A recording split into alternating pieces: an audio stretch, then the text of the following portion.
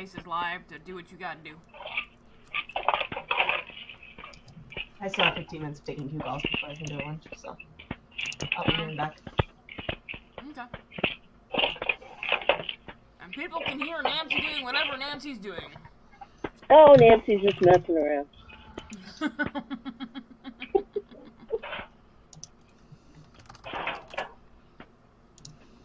Put a hello in chat, send out a tweet. Send out a tweeter.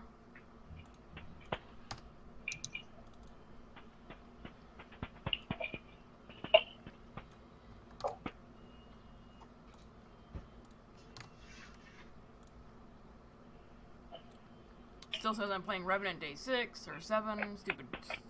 Stupid cookies.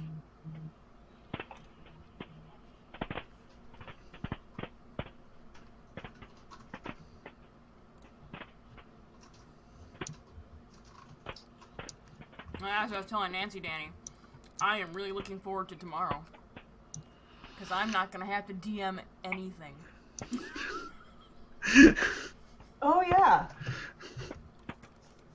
It's going to be a lot of player conversation.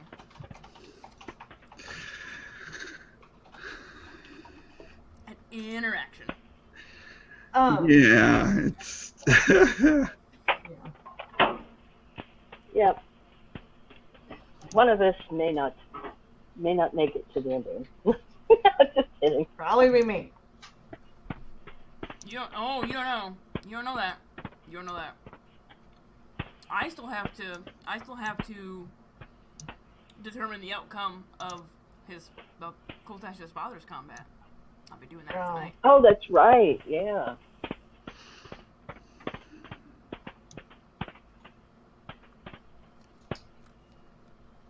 I'd forgotten about that. Alright. Silly. You know, I really hate schools that say, hey, let's do fundraising by selling chocolate. I did that for Catholic school, and I think I ate most of the chocolate. My sister keeps me sending to links. Same thing. Help support Casper's school by buying chocolates. Yep. Not giving money to a failing school system. Well, this isn't a Catholic school. This is a public school. And one of my coworkers' daughters is selling chocolate bars. So she just brings the boxes to work and sets them up with the envelopes. Says, "Here, buy as much as you want." I'm like, God damn it. I was really confused because I hear Chris talking, but I couldn't see his mouth moving, and then I realized I have the stream audio on too. I have like a lot happening. To be fair. I don't know where the whole it's just chocolate anymore.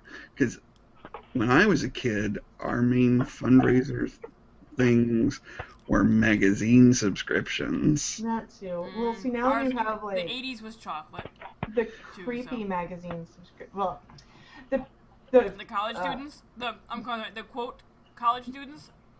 Yeah, the scams, the scammy things. Well, chocolate sells better. And because it was the 70s, we also sold the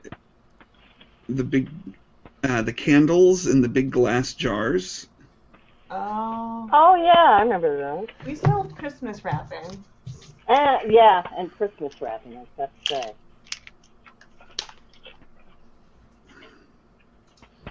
What else did we sell? It's mainly magazine subscriptions and candles. In high school, we sold lollipops finally.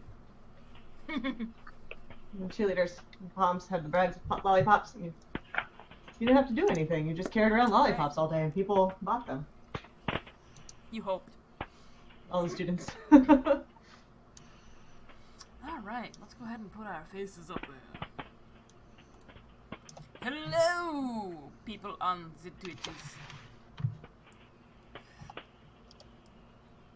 Hi. So, we are back for our once a month campaign unknown fantasy age game.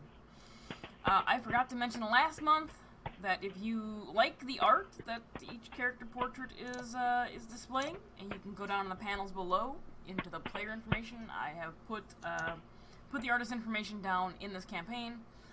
It is done by Kirime. She's a streamer. She actually streamed. She streamed a few of the pieces that she was doing.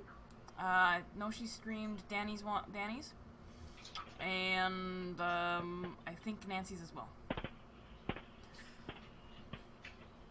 She's down there. Sweet. She's good. I like her. She's a pretty cool Australian. Those are my announcements. That's all I have. So let's go around and tell us who you are and who you play. Emily. I am M. Crimson Kitty, and I play Celeste, whose last name I just lost. Oh yeah, I guess I kind of need to get into D20. Here's my sheet. I play Celestia, and she is a elf, and she is, we learned, a mage. Ooh. Chris. I play Karg Hammerstone, a half orc, half dwarf blacksmith. Alright. Nancy. Well, I'm Nancy, and I, pardon me, and I play a, just a second. Oh, what happens with Danny. once-a-month campaigns. Yeah, there we go. Okay. Sarnia, hang on. Sarnia Vardan. Yeah. Danny, why don't you take over for a second? Well, I think that's completely appropriate for me because I should be the one in charge after all, because I am playing Dirk Quicksteel, the gnome entrepreneur, shall we say. There you go. Okay, I am playing Sarnia Vard, a rogue, of course. So there you have it. Yeah, Who would like to recap that was a wait, last wasn't session? it? Wasn't that worth the wait? Who wants to recap?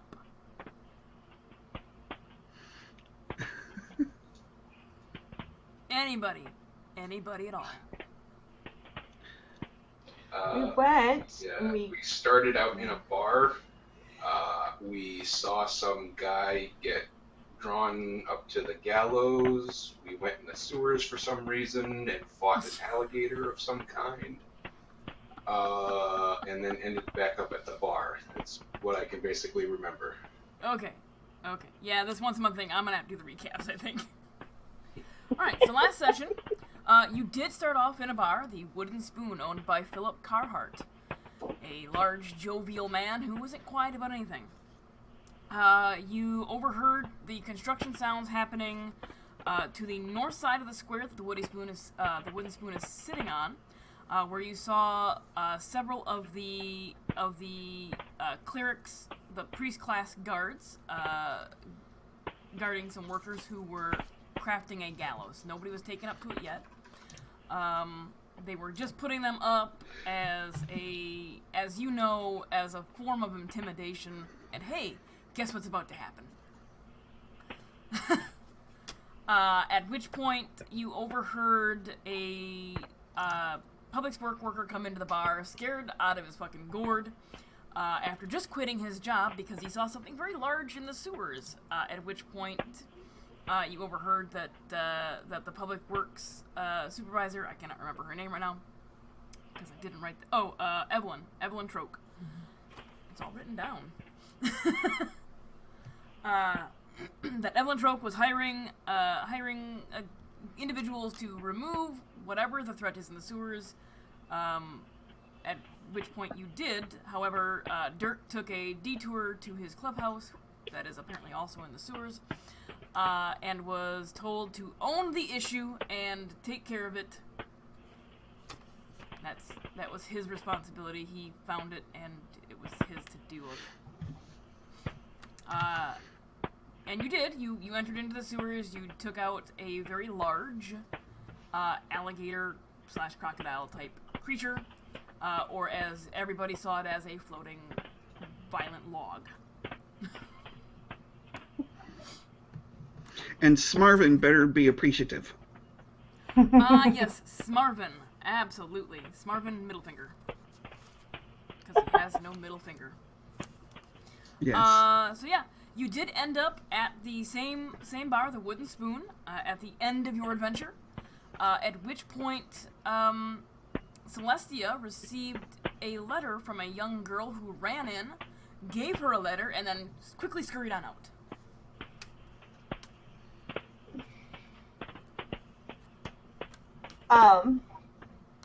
And it was very peculiar how Evelyn played completely dumb about the Glop agency and our prominence within the community. The Glop agency being the Gnomish legally ordered procurement agency. So, I read the letter. Uh-huh.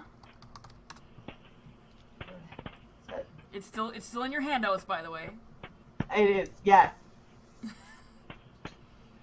I was trying, because I think you verbally told me things, and I thought I wrote them down, and I did, but I feel like... You didn't? Okay, so what you know, reading this letter, you know that you're not actually meeting anybody. You know that the letter indicates where something is going to happen, who it's going to happen to, and when it's going to happen. Oh, yes.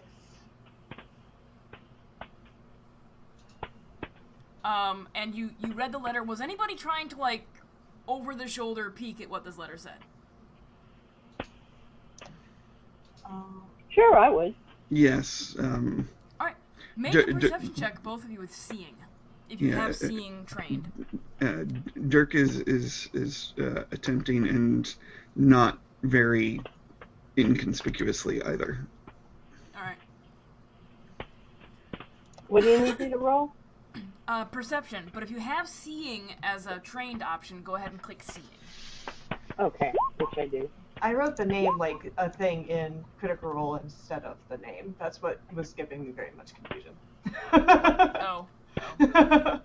Alright, so we have 8, 9, 10, 13 for Sarnia, and 12 for Dirk. Alright, so you're trying to keep the letter hidden. Yeah? Yes. Yeah. Sorry, I'm still kind of working. I know. I believe it's ledger domain to kind of do the sleight of hand stuff, so it's just gonna be a dex check for you. Dex check?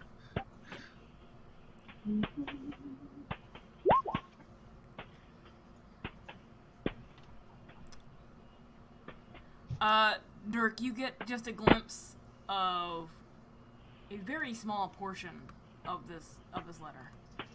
Let me give you. Let me give you what you get. You get like the beginning of it. It starts off with "My dearest," and the first line gives you the distinct impression that this is probably a love letter about a private meeting. Oh. Sarnia, you catch a little bit more. So basically, Dirk sees "My dearest" at night. Comma, late at night, I miss you most, and that's what you get the glimpse of before she moves the letter out of your view, because you're being very obvious that you're trying to look over your shoulder. Sarnia, you catch more. You says, I cannot endure this separation any longer. Being apart from you is akin to slow execution.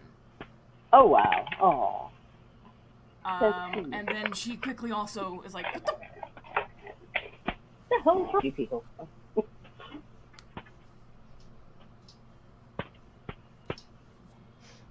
Okay. So I put it away. And we're eating, aren't we? Are we doing something? Yep, you basically are. It's just probably just before lunchtime-ish, given your sewer escapade. Sewer escapade. So I put it away and eat, and then I say, well, maybe we have some time after lunch to figure out more about the gallows that are being built. Okay. Weren't we told what the gallows were? That there was a mage that was going to be executed? Yes. So I guess I mean like who the gallows are for.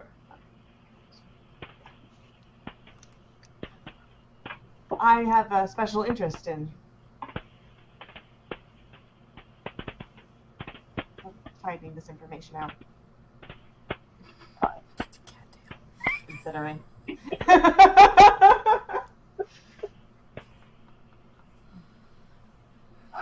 3 seconds.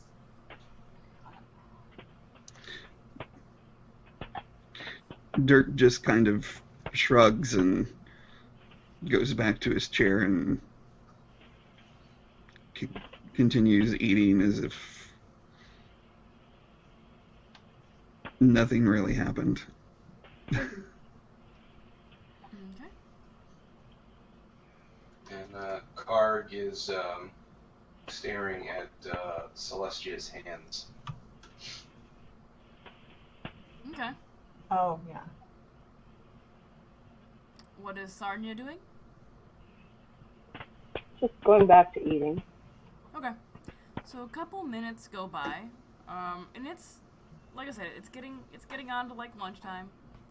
A couple minutes go by. You're still enjoying whatever food Philip has brought to you.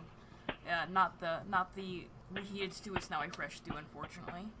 As I stated last week, yeah. It's always better when it's reheated. Yes. Several minutes go by, and you're pulled out of your attention to your food by the door opening very loudly, slamming open, and heavy footfalls coming in through the door, almost like stomping feet. As you glance back, you can see. Hold on a second, I gotta make sure I'm getting this correct.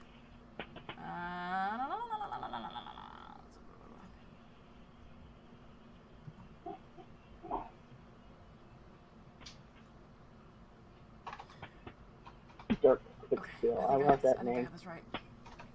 A very stout, though slightly on the short side, dwarf steps to the door. Her frame almost takes up the entire doorway. And she stomps in and looks around the bar, and her gaze lands solidly on your table, and Karg in particular. Do I know this person? You do it, your aunt. Okay. She looks at you. Karg, this is the third time this week you've been late to work. What the fuck are you doing?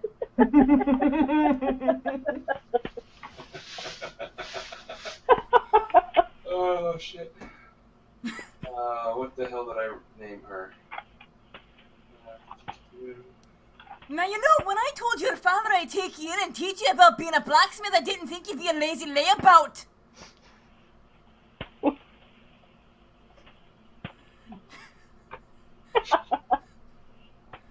She tromps up to the table,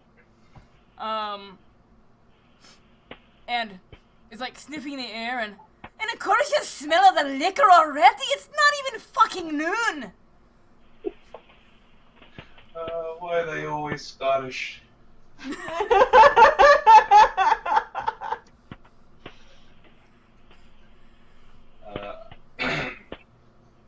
I'm sorry. I had a chance to make some extra money, and I thought I would be back to work in time. It won't happen again, I swear. Well, I expect you to put in extra hours this evening, then. Okay. And she reaches up. She's short and you're tall, but you're sitting. So she reaches up and like grabs your ear and begins to like drag you out of the tavern forcefully. And she doesn't let go. What are you gonna do? Go with it and try and keep up and try and keep the ear from being ripped off. Okay, so you guys watch as this very large, stout dwarven woman who, when she gets closer, you can see like soot on the parts of her face that are visible through this thick, bushy red beard, and very unruly hair. Short hair, but very unruly. It's probably hadn't been washed in a while.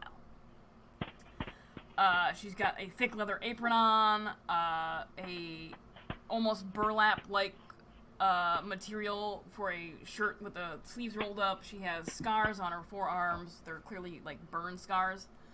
Whoa. And she reaches up, and she's very thick and stout, and she's got muscles on muscles from swinging a hammer all day. She reaches up and grabs Karg by the ear, who now has to walk slightly bent over, following behind her. Out the door.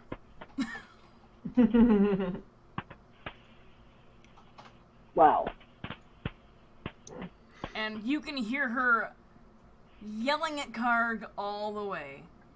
I can't believe I did this! I took you in for his father, sick baby of your father, and now you're doing this garbage! Drinking at all hours of the night and in the fucking morning! Just down the street, you can still hear her yelling.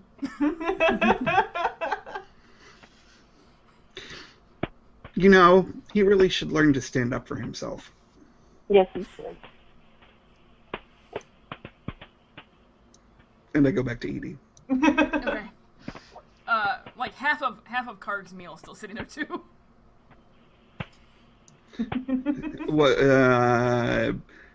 When I finish my meal, I'll start kind of looking for the best chunks of meat in whatever's left of his. Okay. What? Hate to see it go to waste. Once you guys are done eating, what would you like to do?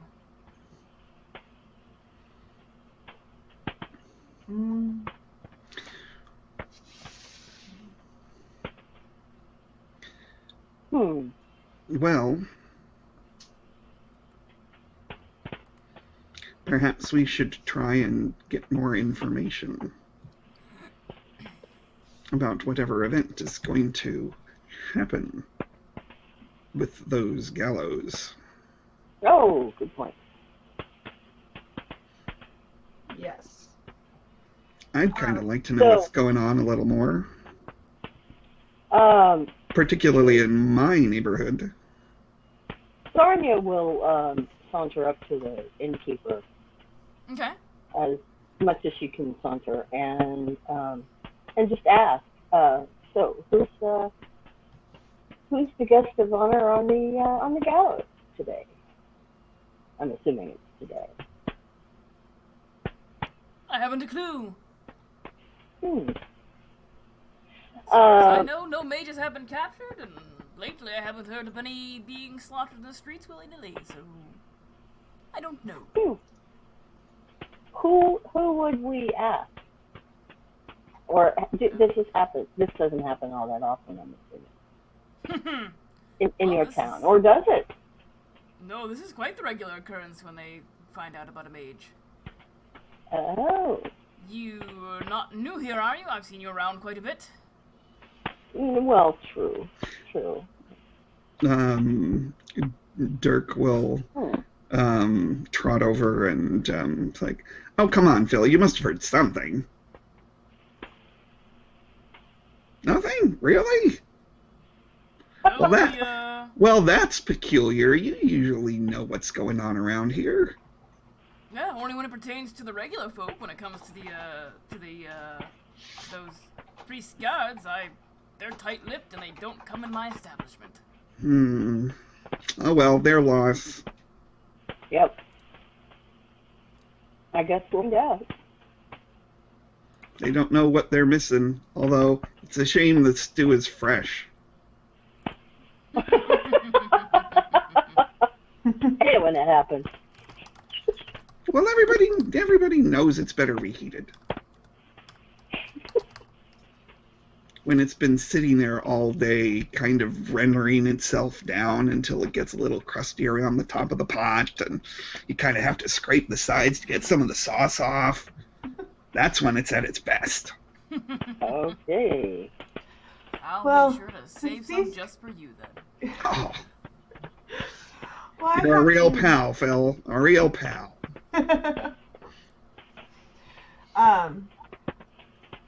Since nobody here seems to know, I have to go stop by in Stitches anyway, the store down the road. So maybe they'll know something more down there. Do you guys want to come? Sure. Okay. So- Alright. Sure. I mean, normally I'd be sleeping, but what the I need heck? sleep. Alright. So you make your way out of the Wooden Spoon and through town. You're familiar with town. You know where the store in Stitches is. And as you're walking down the Dirk is completely covered up since it's daylight, and Yep. he's Your mumbling hood's up. under his breath about hat hair. So you make your way through town, and as you're passing through a specific area, you can hear the telltale signs of a blacksmith. Dink, dink. Dink, dink. And a now very familiar voice to you. What would you like to do? And what is that voice saying, pray tell? Still bitching about doing a favor for somebody's father, taking them in to teach them blacksmithing and yada yada yada, and rescuing them from their small town life and bringing them to the big city. And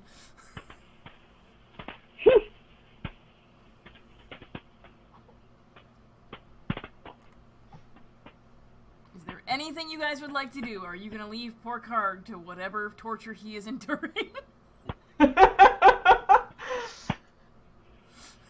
Yeah, I pretty much, guess. apparently. Well, it's no skin off my ear.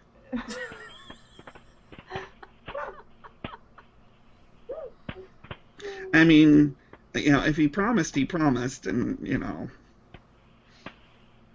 she seems kind of mean. I figure if somebody has to be yelled at, it's better him than the rest of us, right?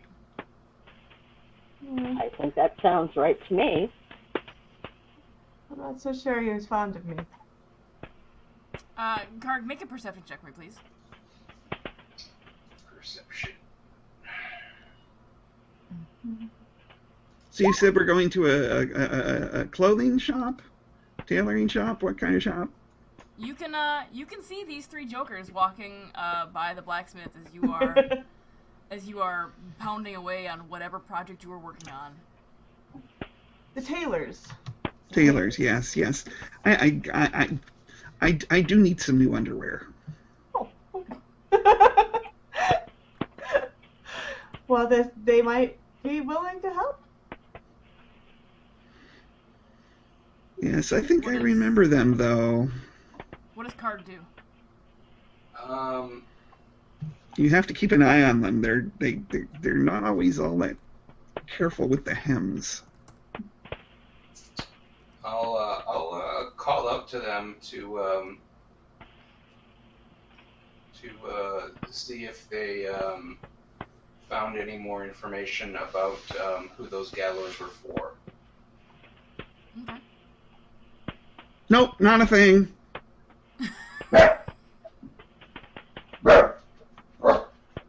That's what we're doing, actually.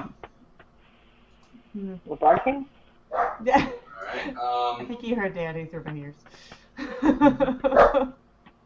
Karg is going to look around to see whereabouts his aunt is. Is she visible?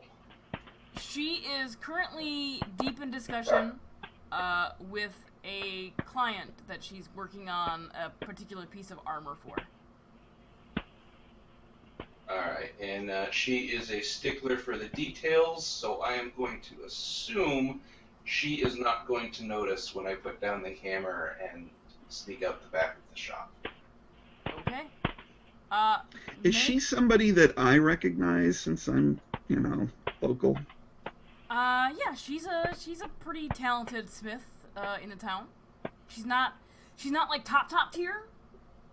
But she does good work. She does good solid work. How affordable is she? She's a little more expensive than the affordable smiths, but you get what you pay for.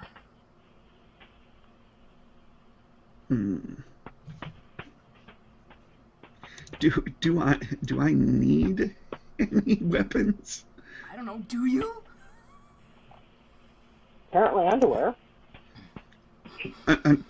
I said weapons. Don't. Hey. Don't. As soon as just don't. I knew the instant I said that was the wrong thing to say in this group. So just don't.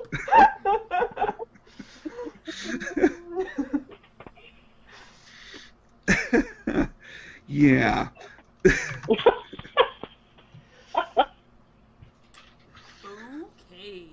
Okay. How much? What do I have in the way of funds? There we go. You've got quite a bit of funds. 170, right. What would a really nice dagger go for? Usual price.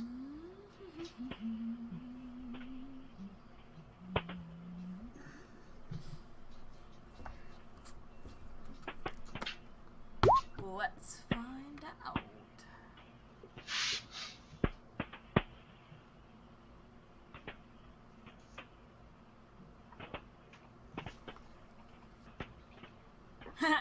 Chris, everybody can read that because it's on stream. I know. Okay. There's a possibility of that. A really nice dagger, you say? Mm-hmm. Going rate at a standard smith is about 9 silver pieces.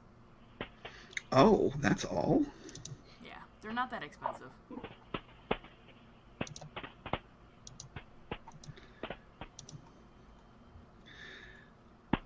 But that's your standard run-of-the-mill, everybody has this dagger. What if I wanted something a little fancier with some sort of, like, design on the hilt? That would depend on the extent of the detail you'd want done. Okay. All right. Good to know.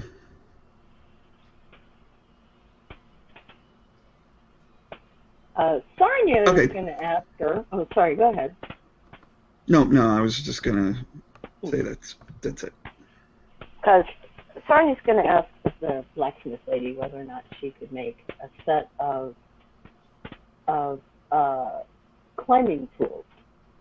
Climbing tools? Mm-hmm. Okay.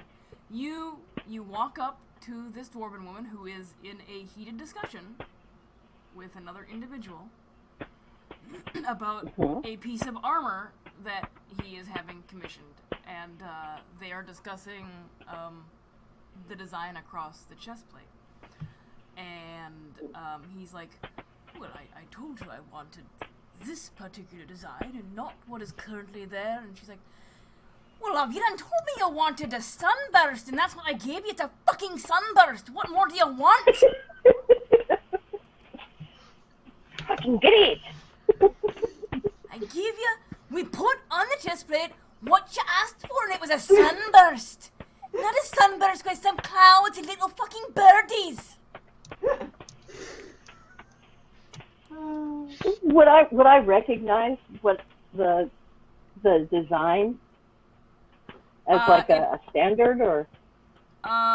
Make there's a check for that. I want to say it's under intelligence. Who skated? Hold on. Yeah, I think it's intelligence. Okay. If you have it, it would be heraldry, but I don't know if you have it or not. Otherwise, I it's just a straight don't- intelligence check. Okay, I believe I do. So, let's see. 11. You do not necessarily recognize this as any type of heraldry. It looks like it's probably just some fancy embellishment. Okay. Good to know.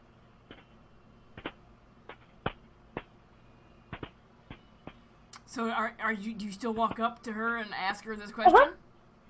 Okay. Yeah, when she takes a breath. Alright. She stops for a moment, bitching about the fact that this guy is now changing his mind about what design he wants. And glances at you and, hey, what do you want there then?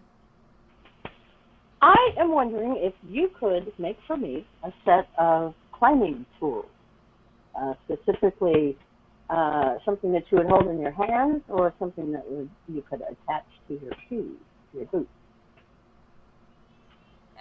What you begun to climb? Oh, every once in a while I like to do some cliff climbing. It's just sort of something I do. I like to climb. Alright, come back in like 3 days' time and we'll have it ready for you then. Okay. What kind of are we looking at? What kind of what now? What will you charge for your services? Well, let's see here. You want it to be strong enough to actually penetrate the stone, right? Yes. Yes. She takes a moment, thinking really hard as I look up the price of this item. Oh, sorry. Thinking very, very hard. Yeah, I'm going to have to get this special. You don't want a hook, though. Alright, so a climbing hook is 25 silver pieces, but you want something specific that you can put on your hands and on your feet. Mm-hmm. Yeah. For that kind of detail, we'll need about, we'll say 35, 40 silver. And what you'll do is you'll go over and you talk to Karg, and he'll take your measurements for your feet and your hands to make sure they fit nice and proper. Okay. Karg! That sounds. Where are you at? Okay. As Karg has already snuck out. Karg! Where did that lazy layabout fucking go now?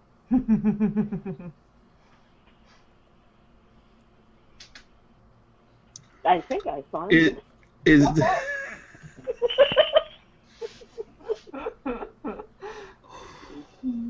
wow. You think? Wait, I missed that. What? She said, I think I found him. Or no, I think he just walked out. I swear. Is this an open yard just open to the street? Yeah. Or Yeah.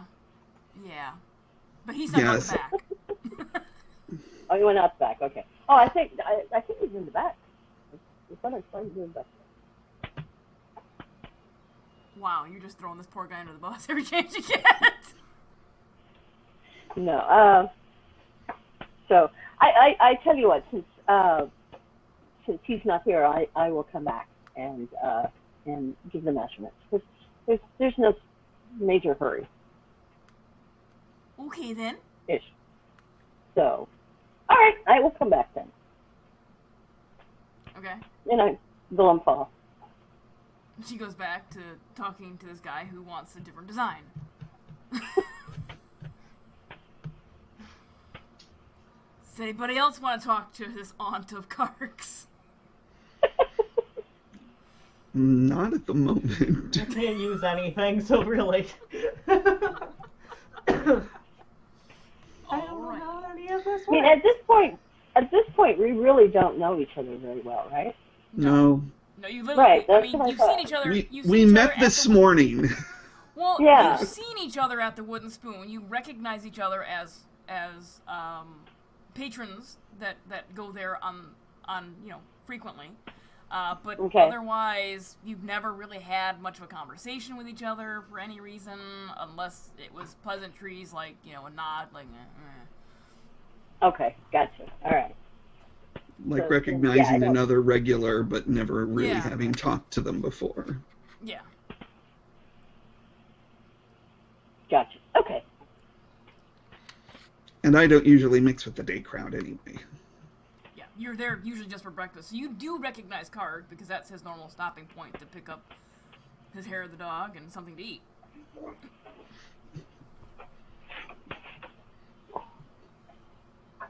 So, Karg... It is a venti triple latte for his aunt. And probably a little Yeah, piece because she of quiet, needs to be too. more hyper and attentive. Yeah. So, Karg, you sneak your way out the back of the of your aunt's blacksmith shop, and around to an area of the street where you can see the group has now begun walking again, and catch up with them like a block or so away from the blacksmith. Take it away.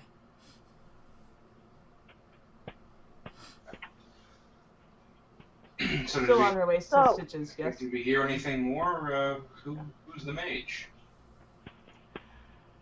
Well, they weren't, nobody had heard anything in the inn, but I have to head down to In Stitches anyway to get some trimming? No. Tailoring? That's the words I'm looking for. Done. So, we thought maybe they would have some information since we had to go there anyway. Since I had to go there. Okay. Oh, and by the way, Karg, your mom is looking for you. Aunt. Oh, yeah. And, I don't know if he's his aunt. Oh, true enough. yeah. Well, Maybe actually, yelling we lady. do, because she was yelling You do? about how she and his uncle took him in You're right. Okay. Yeah. repeatedly. Alright, so I have stretched my legs enough for a little bit, and then I will say, damn that woman, and turn around and try and get back into the shop without her seeing that I hadn't disappeared. So you're not gonna go with them to In Stitches? Oh, she already knows you're gone. Oh, shit. Okay, she already knows that? Oh, okay. Yeah, somebody ratted you out. You heard her yell your name, like, where is that lazy layabout? Okay. So, yeah, I would have probably heard that echo over the crowd, and Oh yeah. even though I'm a fair bit taller than most, I do try and duck down and blend in with the crowd as I walk with the group to Stitches. Okay. So you guys continue on probably about 10 more blocks, city blocks, to a small haberdashery called In Stitches. Yes, as we're walking, Dirk will say to Karg, you know, if they took you in, it really does seem a little ungrateful for you to be treating her that way. I mean, my parents were killed and I was taken in by somebody, and I would never dream of biting the hand that feeds me. So go to your room and think about what she's done. You may have noticed that she was a dwarf. I am not. So, The Oh. affection that she bestows upon me is not really the nicest. My uncle, on the other hand, is far better to me than she. well, but is it true though that they took you in and they're feeding you and clothing you and, you know, giving you a place to live? They give me a place to work, yes. I buy clothes with my own money that I earn. I don't think that they have given me any particular handouts in that respect. How long have you lived with them? You must have been very young. With them. you've been in town for probably at least a year. Okay. Only about 9-12 months, maybe. Oh, okay. Well, what brought you here in the first place, and how did you end up there then? Yeah. Yeah, because we need to know. Inquiring minds want to know. That's right. Butting in all kinds of people's business. There was very little smith work in the village to the north, so I came down south here to apprentice with my uncle and see if I can earn some more coin and hone my skills. Have you been able to do that? I've made a few items here or there. Nice. Were they any good? I'm not sure. Can I see if any of them have any metal weapons or arms that have come out of that shop, Sonia?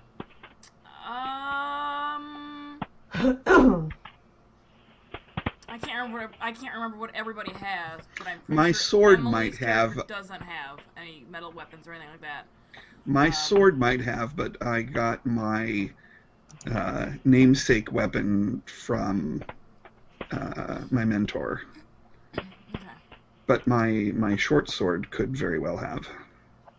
Your namesake weapon probably may have come out of there too. The short sword probably came from a standard shop, but your namesake weapon may have came from his aunt's shop. Oh, okay. Well, I tell you what, I was in there speaking with your aunt about possibly having her create some climbing tools.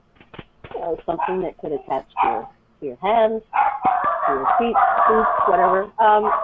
If it would help you at all, I would be more than happy to pay you rather than pay her. I'd much rather pay you than pay her.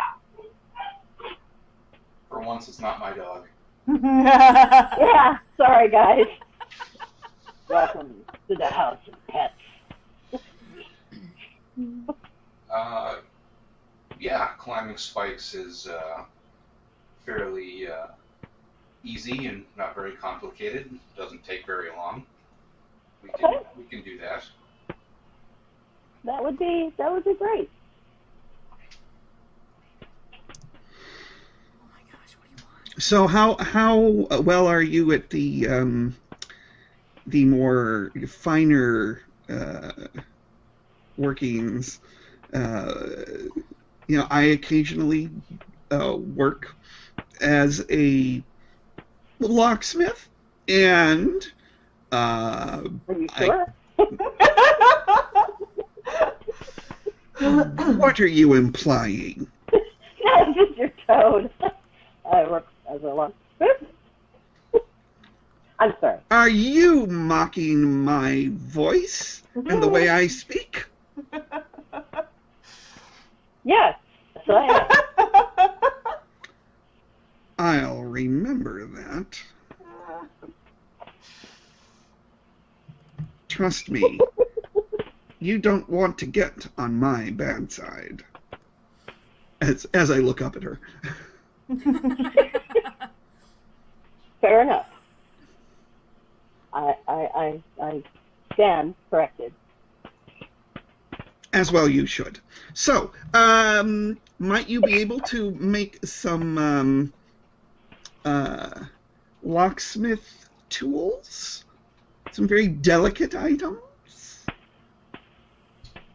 As long as they are used for their intended purpose, I am sure I have no problems making such items. Just requires the right amount of heat and right amount of hammer blows. Oh.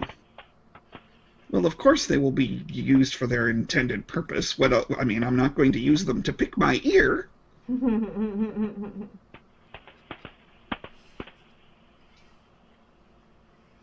How much would you charge? Let's see. how many lockpicks would you be requiring? 2, 4, 6. Never hurts to have some spares. How much does something like that go for? Let's see. Yeah, in the meantime, Sarnia is now looking much closer at the just watching.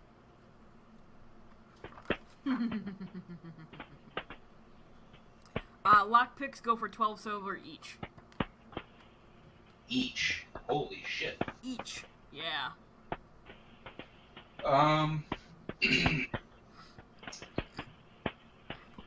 Given the complexity, the tempering, I would say each lockpick is going to cost you about, and he does some doodling on his fingers, 12 silver each. Well, tell you what, if I could request a pair and see how they turn out, and if I'm a satisfied customer, I will request some more. Will that do? That works. And he just makes a mental note to forge two lockpicks. Okay. Splendid.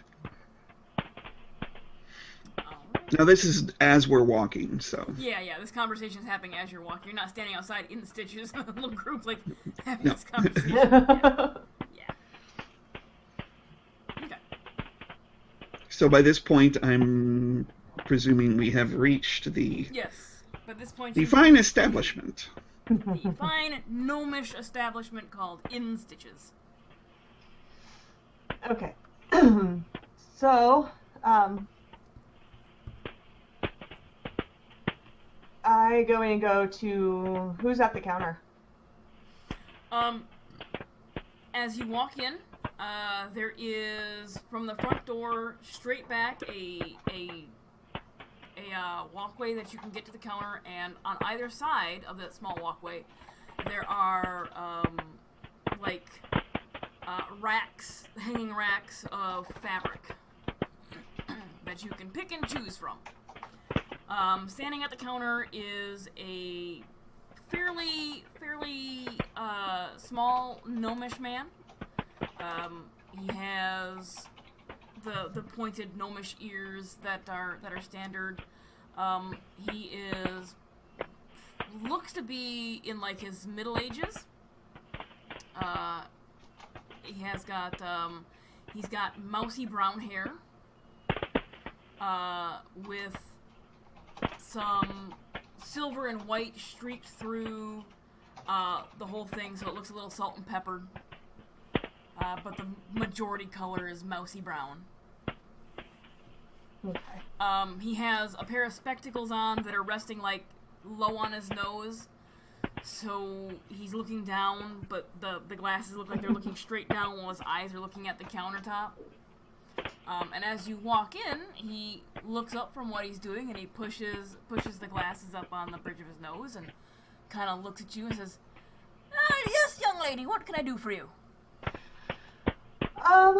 Well, my mother said that she sent somebody down here a few days ago to have a cloak made, but I don't think she sent somebody that was really good at directions. So, if you haven't had somebody down here, I'm looking to get like a purple cloak of some sort for Dew at the circus. Oh, I don't recall anybody coming down, requesting a purple cloak be made. But is it for you or somebody else? It's for my mother. My mother Dew. She's a dancer in the circus. Okay. Yes. But we might need it. I was like, wait, what day is it? I was hoping to pick it up in 2 days. In 2 days. That's a high order. Do you know your mother's measurements? Are you about the same size? We're about the same size, yeah. Okay. Well, I can take your measurements, and if you're about the same size, we can go from there. Okay. Make a perception check while you're inside. Did anybody else join her inside?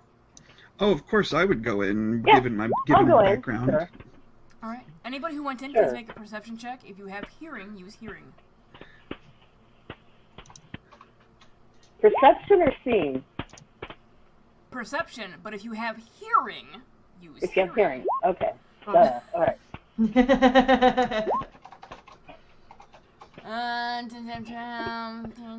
14 for me. Alright, 16 for Emily, low number for 12. 12. 12. Sarnia has a... Y'all gonna have to start adding these up for me, because numbers are fucking hard, guys. I know, that's why I was like, I wish Yeah. it would add things. I wish it would too, but it doesn't.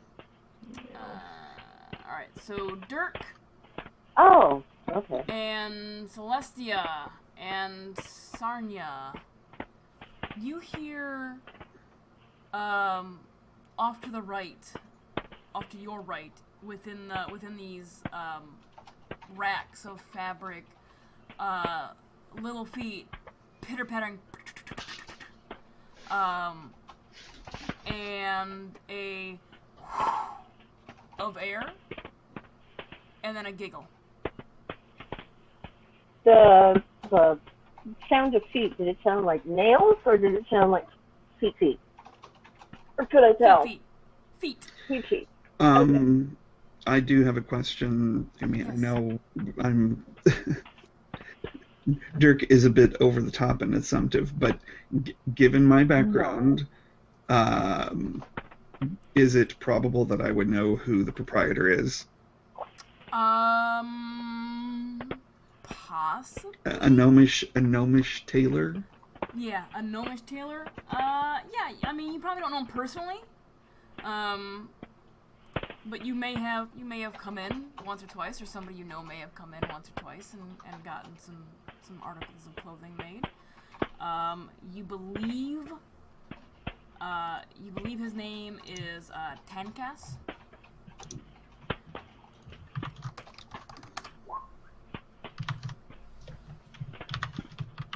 But yeah, you hear the pitter patter of feet, a whooshing sound, and then a giggle. Okay. I look around immediately in the direction of particularly the gust of the air. Okay. You look around to your right, and you can see some of the fabric like moving, like there's a breeze moving through them. Do I look at the tailor? I guess I'm assuming it's the tailor. And do I see a reaction from him? There is a reaction from him. He kind of glances over, and you can see like a little bit of like a minor scowl in his expression. Before he says, "Excuse me, just a moment," and he hops down off of the stool he was standing on, because this is like an almost normal size countertop. He hops down off the stool and scurries around and rummages through some of the fabrics that are hanging. And now, what did I tell you about doing that when there are people here? And this smaller voice, "But it's fun, Daddy."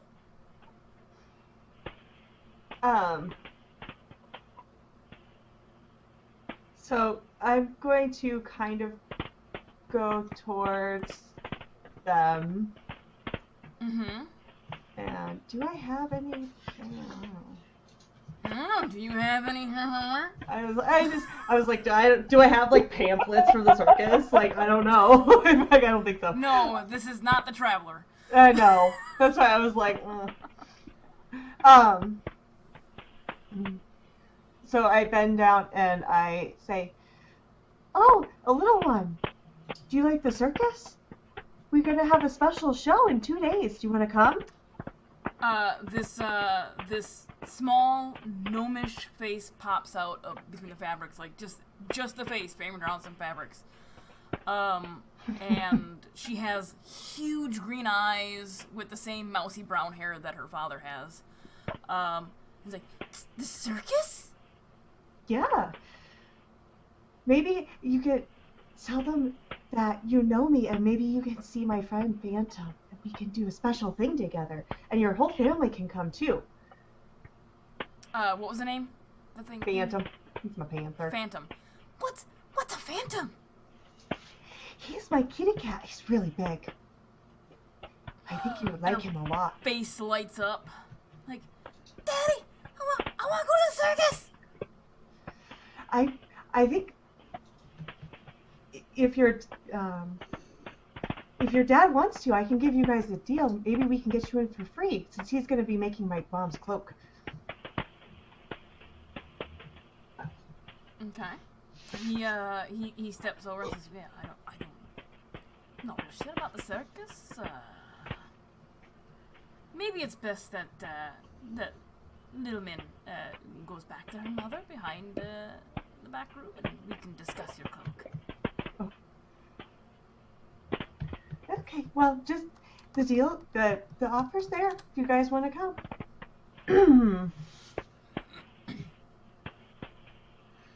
Cool. What's that name you just typed? Littleman is the daughter's name.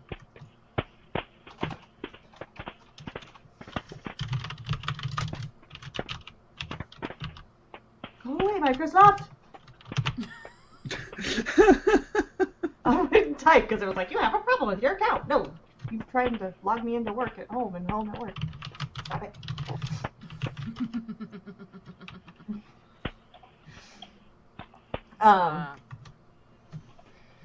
So while he's like going back taking my measurements, I ask him if he has heard anything about what's happening with the gallows. At the mention of the gallows, make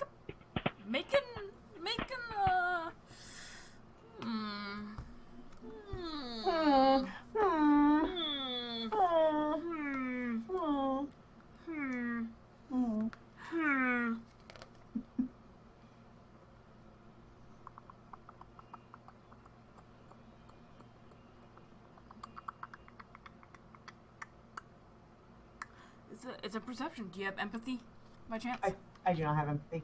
Alright, then just make a perception check. 10, 11. No, 15. I can math. So he's kind of hopping on a stool around you, measuring length from shoulder to ankle, or however long you want this cloak to be, with your shoulders, all that fun stuff. And as you mention the gallows, you notice all of the blood drain from his face. He just takes on a very ashen look. So when that happens, I say, well, I would consider my offer to come to the circus. And I would consider coming maybe before 2 days passes. I had one day, I'll know how many days there are. It is 2 days time, yes. It is 2 days time, yes. What you gathered is the gist of is that sometime in the night, in 2 days, okay, the guards are going to do their thing. Yeah. So I say, if you come, I suggest you come early too, and before the sun sets, and then we can get you some special seats. He looks at you for a moment and says, the circus isn't even in town right now.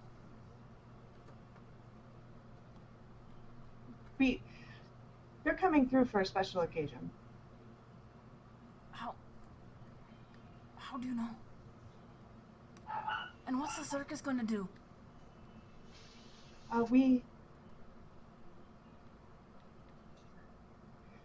We have a way to conceal you.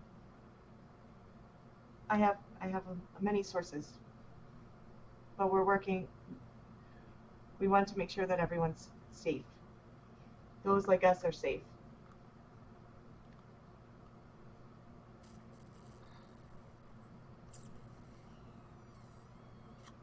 Make a communication check. If you have persuasion, do persuasion. I do. Aha! Something useful. Oh. 14. No, 10. Wow. 10. 10. This is the worst. 10. Oh, once, but you did roll doubles. So, there is these stuffs. I can give you a stunt point. Great. Yeah, you can use your 6 stunt points for something, and there are some RP stunts. How I need to open that. are we hearing any of this conversation? That's a good question. So he didn't he's measuring her just behind the counter. And I'm trying to So- be quiet, but not. Well, I'm listening, of course. Yeah, I'm not trying to I'm not trying to shout this to the world, but Yeah. I mean I've But already you're- used magic in front of you, so Yeah. Yes. But you're I'm not having dead yet. Yeah. Where the hell are the goddamn... Oh, role-playing stunts, page 77. 77? 77. Sunset Strip. 77. 77. Oh, the table is on page 79. Gone too far. Oh, okay. 79!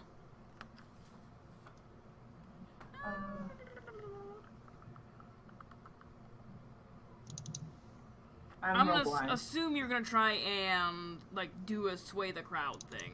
Even though it's Yeah. not a crowd. Okay. Yeah. Okay.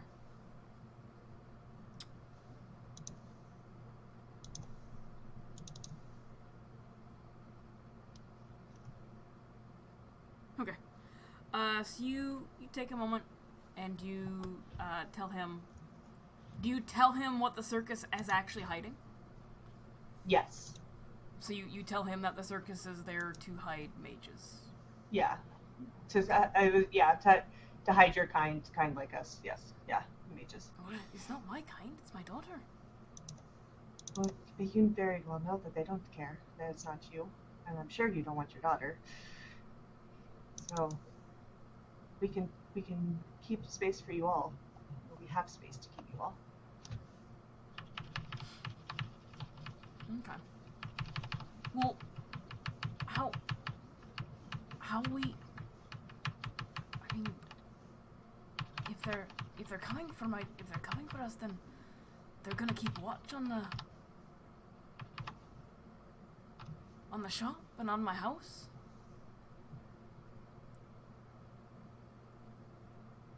Well, hopefully, that's.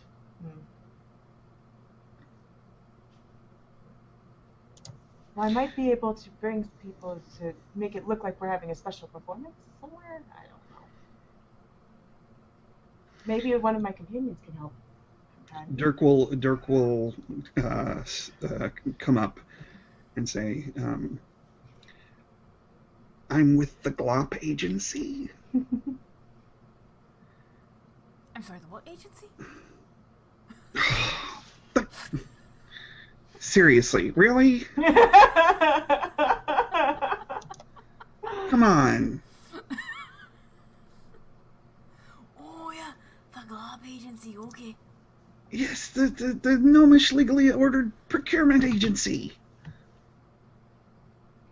Oh, that Glob agency.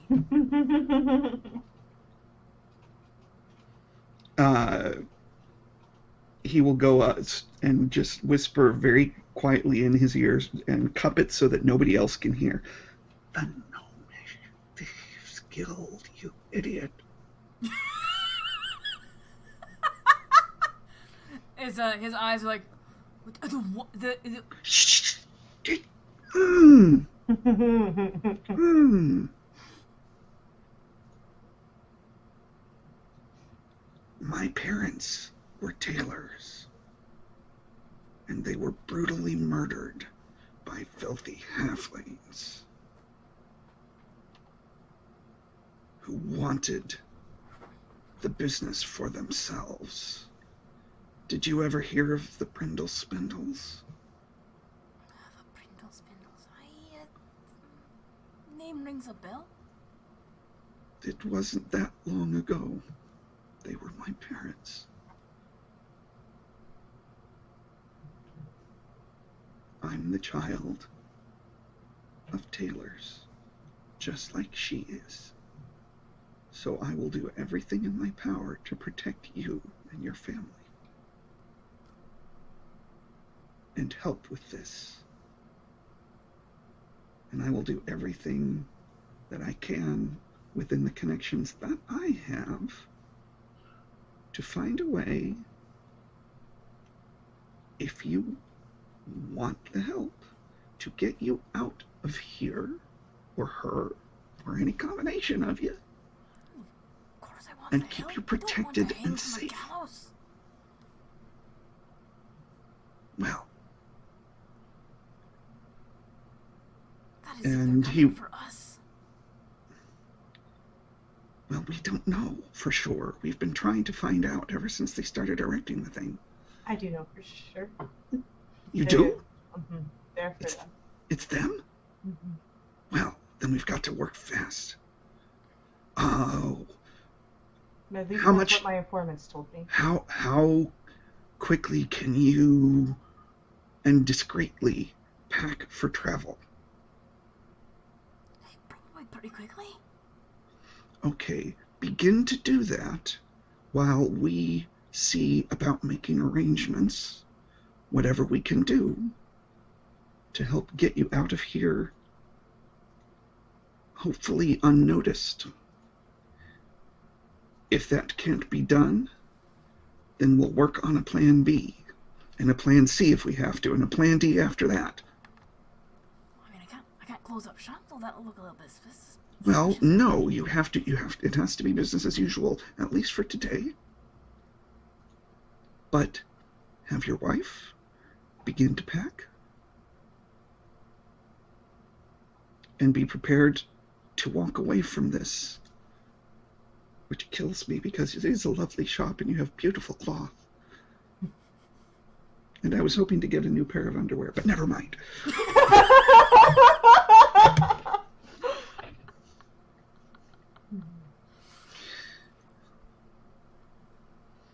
Okay. So, He nods in agreement with this, and of course we'll get to packing tonight when we get home. good. Where do you live? Above the shop. Oh. So that's a short commute, huh? All right. Right. Okay. Boy, so much for sleep. All right.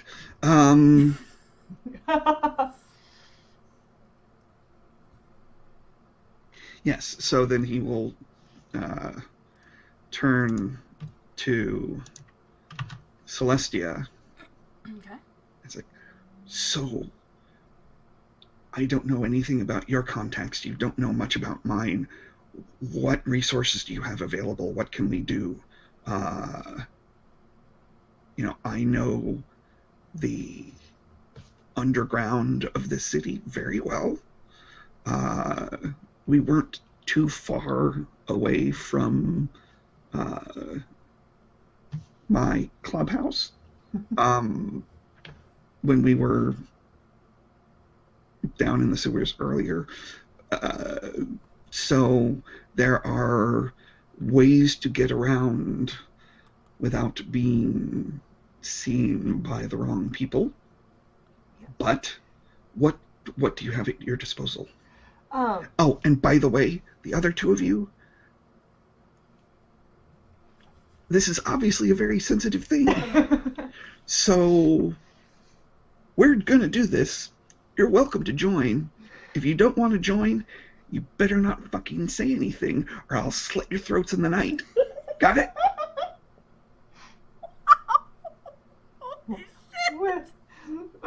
Why this has escalated quickly? Because these people need to be protected. And if you rat them out, and he looks at Sarnia in particular, since he has direct immediate experience of her throwing somebody under the bus.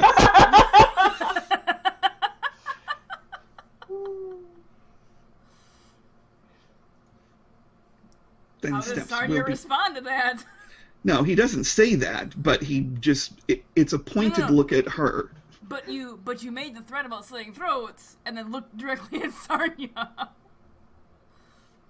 He looks at Karg too. But more pointedly at the Yes. elf. Karg has actually just been looking at all the clothes Nancy, on the racks. you are You're muted, and Nancy. enamored by the colors. You're just enamored by the colors Sarnia of just sort of Just minding his own business. stands a little bit more erect than normal and just goes.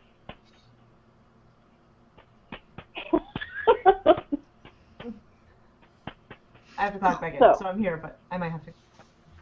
Yes. Yes, go ahead. No, I mean, I certainly don't want to do that. And if all goes well, there'll be no need. Do I know when the circus is supposed to be back, Tanya? I feel like I You have a rough idea that it's about that time of year for it to make its way through here. You're not sure Oh. exactly what day. know. Okay. So I do know, so I tell him, like, I know the circus should be coming back soon. And then they can leave with them, but until then we'll have to hide them. How soon is soon? Is it? I'm presuming that's longer than 2 days. Yes, probably. How much longer? Do you have any idea? I don't. Ballpark it. Oh no. Oh, all It's this right. season. It's usually within the next couple weeks, but I. Couple weeks. Oh, all right. Damn. All right. All right. I know what I need to do first, but the person I need to talk to won't be around until tonight. Well, we can try to make a plan B until we can talk to them. Well, I thought Plan B was the circus, so Oh. So that sounds like it's Plan D, actually. So we need to get a B and a C in between there. Well, so yeah, would Sarnia know if there's a rogue faction here in town? A rogue what? Like a rogue faction someplace where, Like a thieves guild? you know. Yeah. There's a few. Okay. And they're all racially divided. Okay. But And I not would, best friends with each other. that's okay. Okay. There may be a place that we can hide everyone now, but I would need to see if try to get that set up. Okay. Well, we have some safe houses, but since I normally interface with the night crew, that's why I have to wait till this evening. What, you want Because Smarvin's an idiot. How do you think he lost his middle finger? Sorry.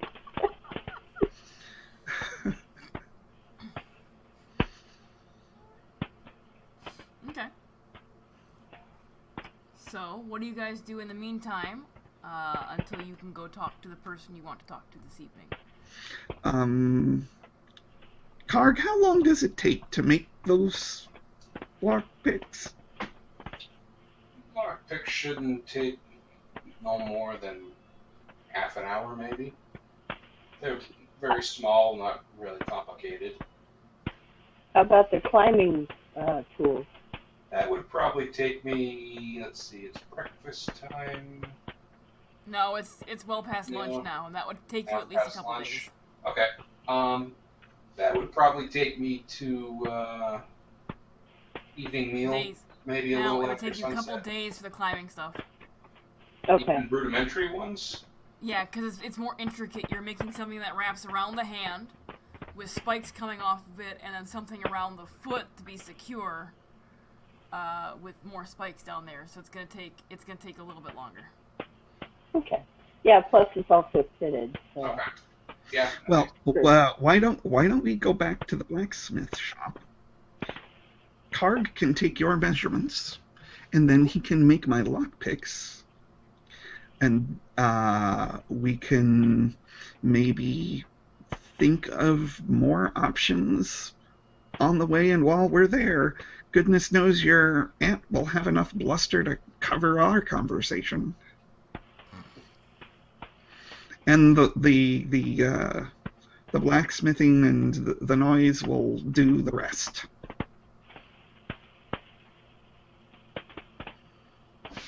Okay. Yeah. Let's head back to the shop. And then I will Tankas. turn to Tankus and say, we will do everything that we can to protect you and your family. Tankas nods and finishes taking Celestia's measurements for the cloak. Even though he knows he's now not going to make it, but appearance sake. Yeah. There's not anyone else in here, is there? No. Okay. No. And then as you guys leave, he walks you out, and don't worry, I'll have your items done in just a couple days' time. I'll come back in about 3 or 4 days, and they'll definitely be ready for you. Excellent. Fabulous. So we head back to the blacksmith shop. You make your way back to the blacksmith. Despite having mentioned further discussion, Dirk is going to remain silent on the trip back unless anybody asks him a question. Okay, he's obviously lost in thought. Okay. Anybody else for any discussion?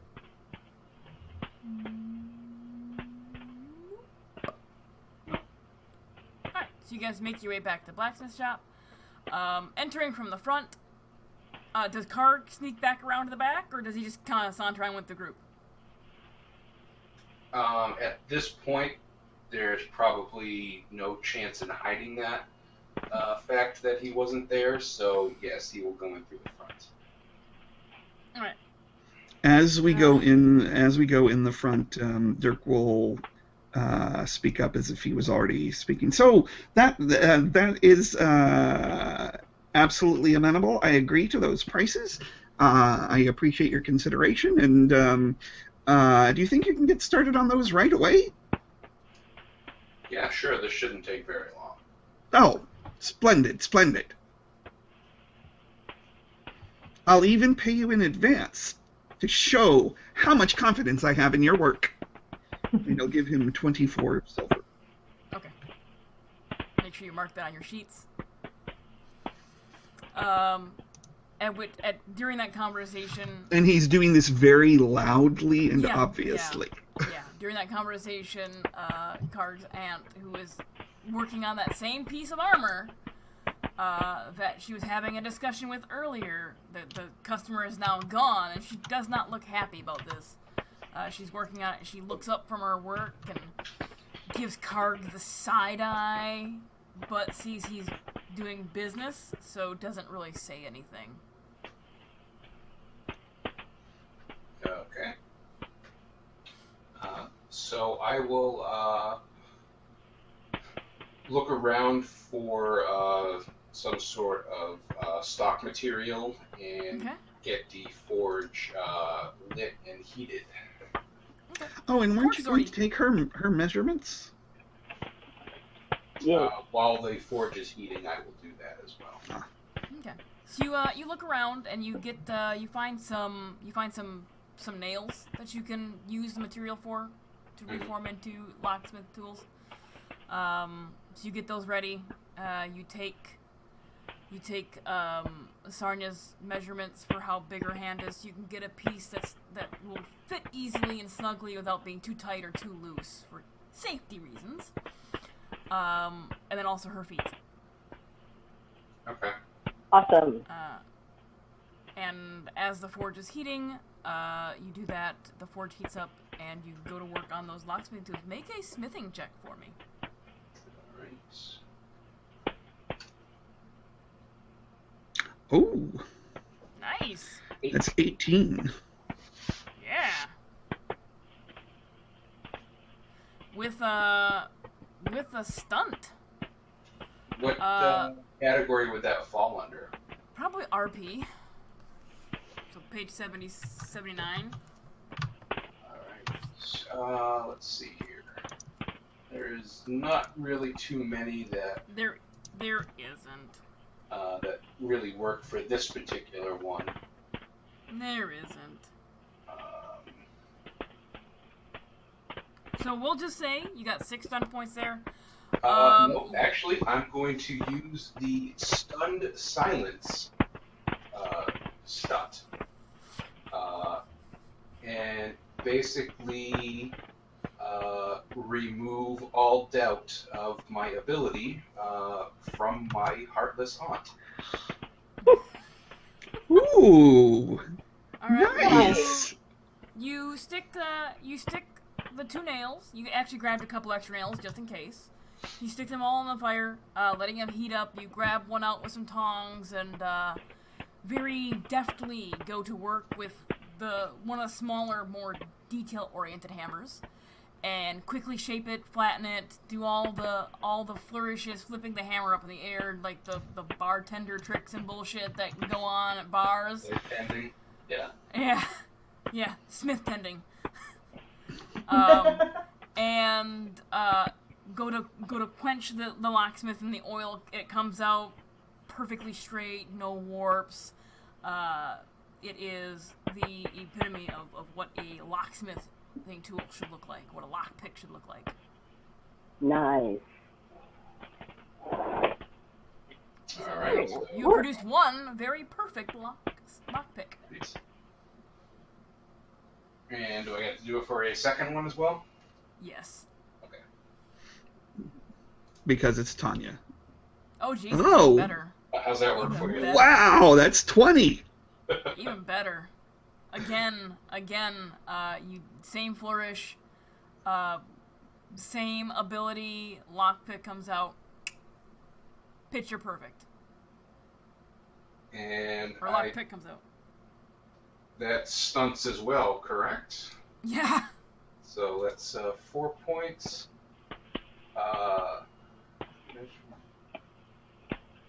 And I will do and another thing stunt. Basically showing my aunt that it was not a fluke, the first one. Okay. Nice. Very Alright. nice. You're as you're doing this, your aunt comes over and looks at your lockpick and is like, "Well, I guess I taught you well, didn't I?" Oh, you were his teacher? Well, then I commend you. This is absolute perfection. I can see that my confidence was not misplaced. All right. So while Karg is doing this, making I'm noise on the going to- anvil. I'm going to continue Oh. with her Oh. and say, by the way, and what is your name, dear madam? Fuck, I don't know. What did you name her, Chris? I didn't. All I named was the uncle. I never thought there was an aunt in the picture. Damn it. Well, give me a second with that one. Yeah, CD incinerator, away. Yes, that's exactly where I'm going. Someone slipped some names in there that aren't, yeah. Fantasy name generator, here I come.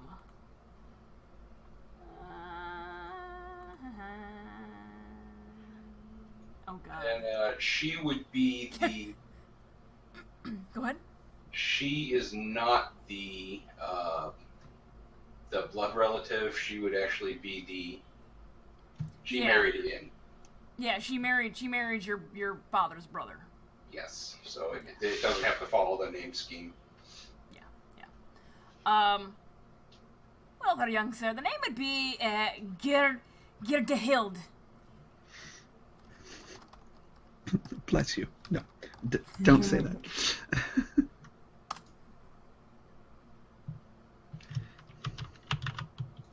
Gerdehild Metalfinger. At your service. Sorry, I'm typing this.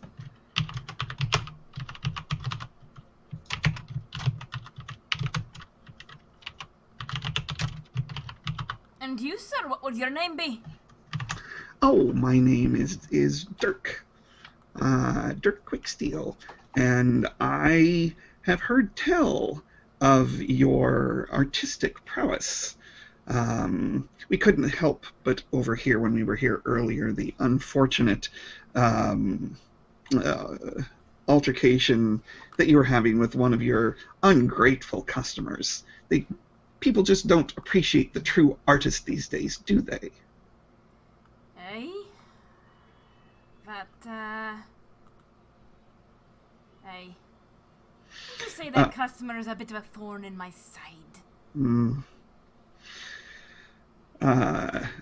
Dirk will take out his dirk, and this was given to me many years ago. It is very dear to me. I suspect that you were its maker.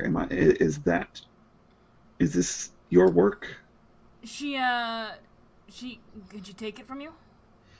Yes, he does. Okay. He hands it to her in a manner that indicates that it's a very important item like to the him. Like the two-handed here. Yes. Yeah. Okay. She accepts the dirk from you and flips it around in her hands and looks it over and, oh, I don't know. This might have been made by one of my apprentices some years back. Oh, well. It's certainly done me very well over the years, but if this was just from a mere apprentice, how much better would one be coming from the teacher? Could I perhaps commission from you a companion piece? Absolutely. And would it be possible to put some artistic embellishment upon it? Perhaps upon the handle? Aye, I can do that for sure. Oh, that would be wonderful. I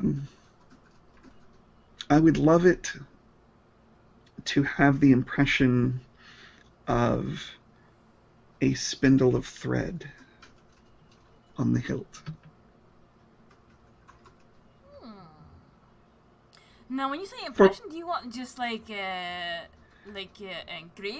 or do you want it to resemble a thimble of thread? Well, more of an engraving. I really do want it to be practical and not have it feel uncomfortable. I mean, it does need to be, ergonomic. So you want a functional weapon with some little embellishments, okay. Yes. Do you want the weapon to be weighted well enough that you can throw it? Oh, absolutely. Okay. How much would such a weapon cost? Well, now, when you want the embellishment, do you want it just an engraving, or do you want an inlay of a certain metal? Oh, well. Frankly, it would depend on the cost. I do have some means, but not a huge amount. What would either option cost me? So, depending on what materials you want done, you want the standard hardened steel, a knife that can, a dirk that can be thrown well enough to do some damage. We're looking at about with the embellishment, just the engraving, 14 silver. And what if it were inlaid with silver? Inlaid with silver? Oh, Well, it'd be the cost of the silver to inlay it, obviously, on top of the Mhm. 14 silver. We'll say about the dark's kind of small. About 18 silver, I think, could be enough to cover that. What if, and I know this is a lot to ask, do you ever work with gem inlays? Or would that be more of a jeweler kind of thing? I can do a gem in the pommel. I don't know about. Oh, that's exactly what I was looking for. Be a little difficult to put it in the guard. Yes, yes. Well, of course. Yes, I would like that very much if you can do it. Do you have any particular stones that you have available? I don't really carry stones here. I would need to go procure one for myself and to bring it along. That's usually, unless you want me to procure one from a jeweler for you, I can do that. I can't give you a price now because I don't know what they're going to charge me for the stone. Fair enough, fair enough. And how long would something like this take? Depending on what you want done. If you just want the embellish, no inlay, we're looking at about a week. Inlay will add a couple. The inlay will add a couple days to it, and of course the gem and the pommel will add a few more days on top of that. Yes. Well, I think that I would very much like for you to make this, and I do believe I can afford certainly the silver. I will attempt to do some pricing at a jeweler to see. So you'd like the pommel to have the placing there for a gem to be placed later? Well, I'm hoping to get one for you right away, so you don't have to approximate. Okay. So as soon as I'm able to come back with a suitable gemstone, then I would love for you to proceed. Okay. Do you require a deposit? We'll wait until you come back with the gemstone, though, so we can figure out the size of what the pommel will be. Yes, absolutely. And it's usually about 50% up front, and then 50% upon delivery, or the other half. Perfect. Wonderful. Well, I very much appreciate your time. I will let you get back to handling the armor for that extremely ungrateful customer of yours.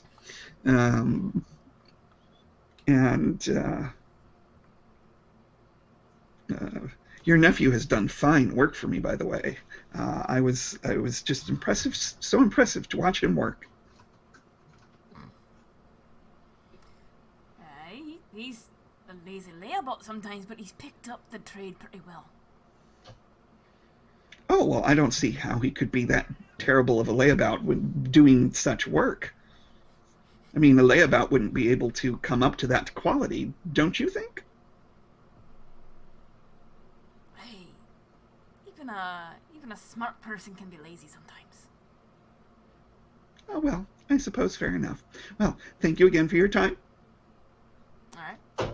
She nods and turns around and, remembering your comment about the ungrateful customer, shakes her head, horks up and spits on the ground. Like, you fucker Kadar, I swear to God. What name did she say? Kador.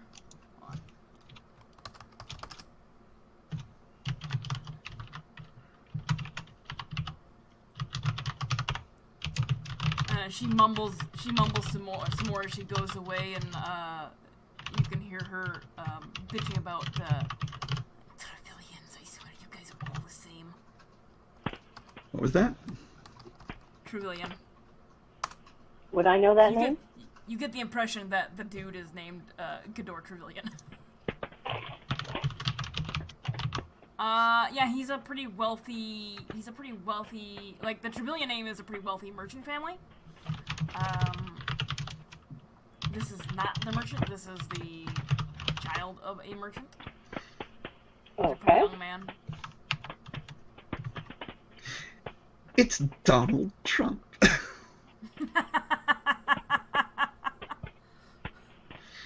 An entitled, spoiled rich kid. Yeah. Okay, so,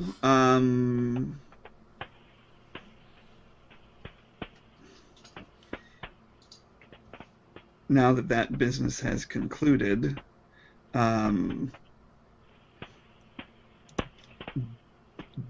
Dirk is going to go over to Karg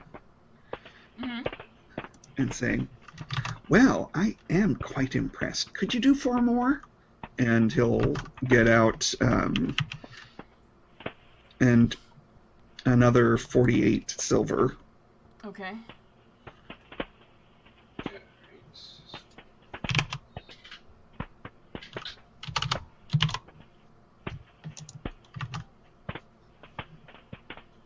Yeah. Yeah. 4. Alright, so... So 20 and 12, 13, 14. Yeah, the first 2 are good. I'm adding up the last 2. Yeah. 5, 6, 7, 5, 10, 12 is the third one. No. Okay. 11 is the third one. Yeah. And 15 is the fourth one. Yeah. So 3 of them come out really well. The fourth one, or the third one he produces, it looks like the metal might have been overheated a little bit. Little bit more brittle than the others.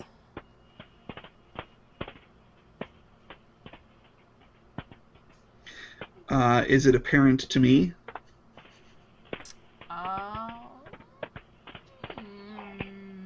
Make a perception check. 12. 12. It looks like the other lockpicks. It looks maybe a little thinner than the other ones he's produced. Other than that, it looks. I will lay them out. I will lay them all out next to each other, in my hands, and just kind of inspect them. Like, do you think this one will be as good as the others? It seems a little thin. Yeah, there wasn't as much meat on that nail that I grabbed, but it will probably do the trick. If you have maybe a tighter lock, a thinner strip of metal, maybe come in a bit more handy. Oh, well, that's a good point. Good point. Good point. Well, thank you. Thank you very much. Where do I notate this on this particular sheet? In your inventory, just put you have that many, like 6 lockpicks.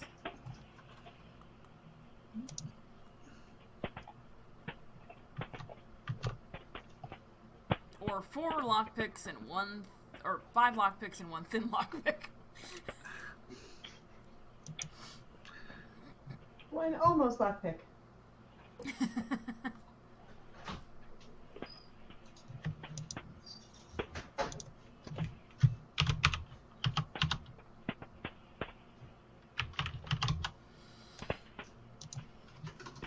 Okay. So you've got your lockpicks made, and probably during the process of having this done, because they're not instantaneous, you guys can have your discussion about what you're going to do with the Taylor's family.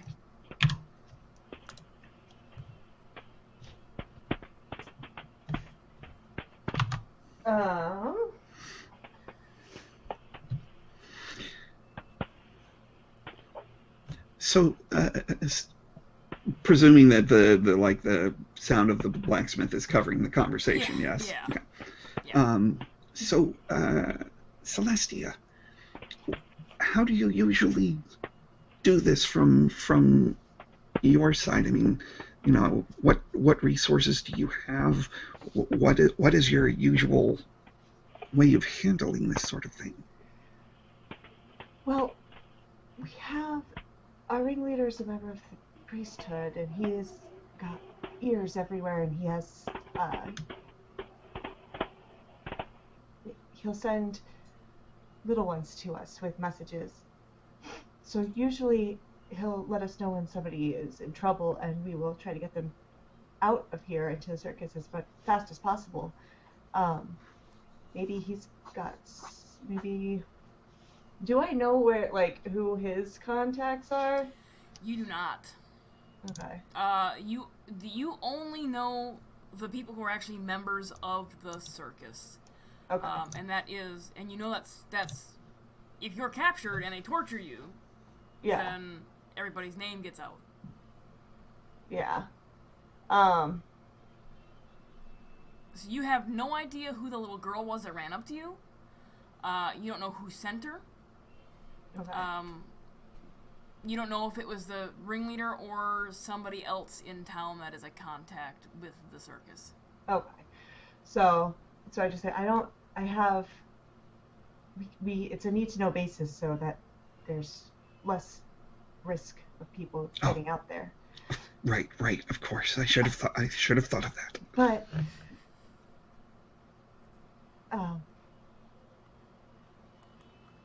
usually the circus is on its way, and so we just have to try to make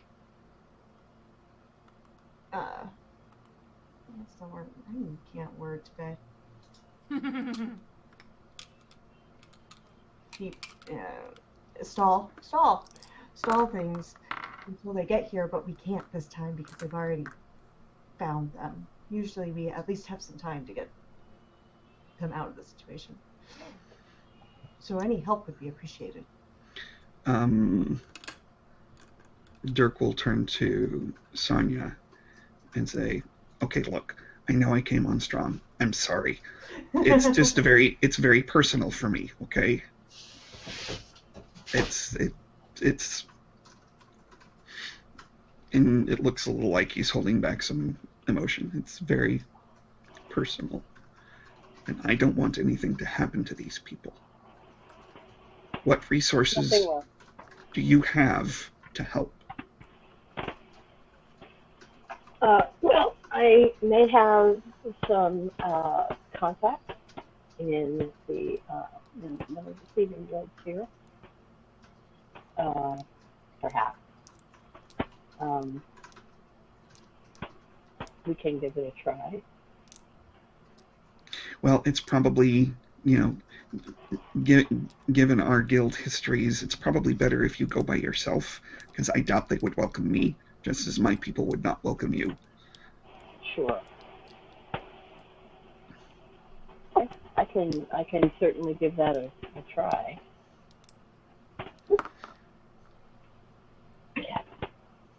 Hang on, I'm checking something else too. Okay. Perhaps if Celestia goes with you, and I will stay here with Karg while the smithing is being done, because I can't really do anything until nightfall anyway. At this point. I'd be happy to go with her. Okay.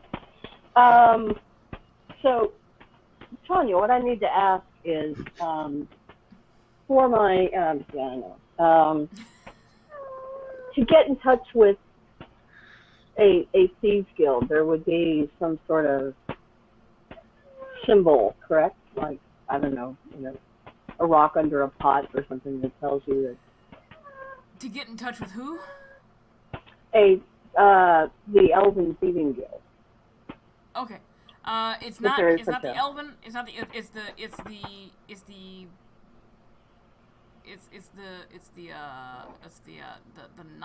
the mixed race.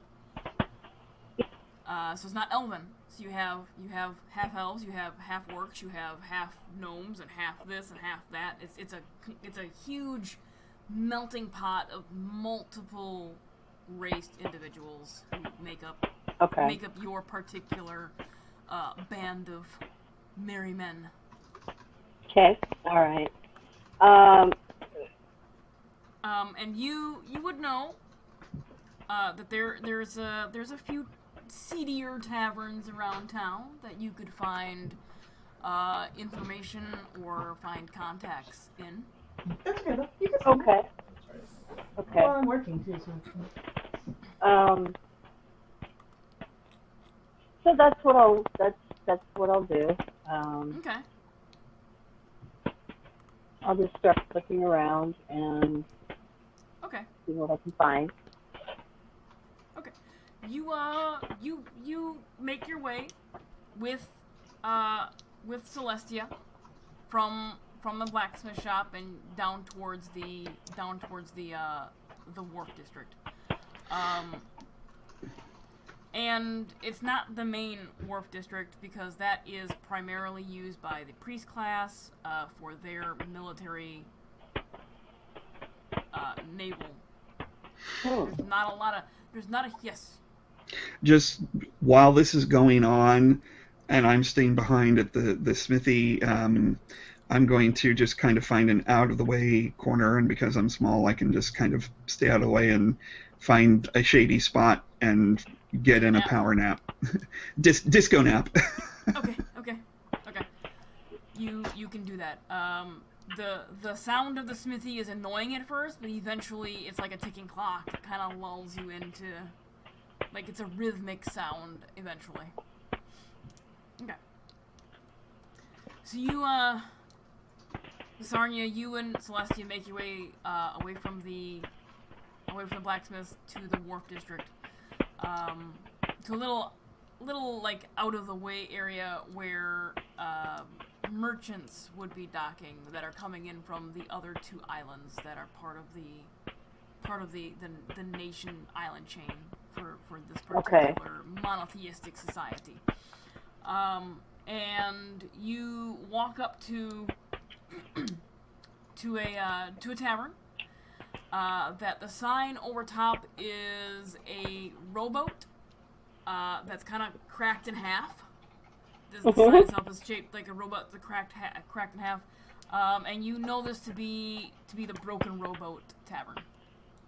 Okay. And as you step into it, the interior is pretty dark. It's not like they have like shades up on the windows or like raggedy curtains to keep out prying eyes, light. You walk in, it smells of stale ale, staler vomit. Yeah. Smoke. Both tobacco smoke and wood smoke from the fire. And sweat. Okay, this is a great place. Woo. Yeah, it is not a pleasant place to walk into. Okay. Well, I will go over to the bar. Okay. And order an ale, and then basically find a good spot in the bar to kind of have an overall view of everybody, and just sit there and drink my ale and watch people for a while. All right, you walk up to the bar and you recognize the bartender. Okay. And you order your ale. Okay. And before you walk away and sit down, the bartender. Well, Sonia, how are you doing today? Oh, times you've been in. I've been on the road a lot. It's been rather interesting. The proverbial road.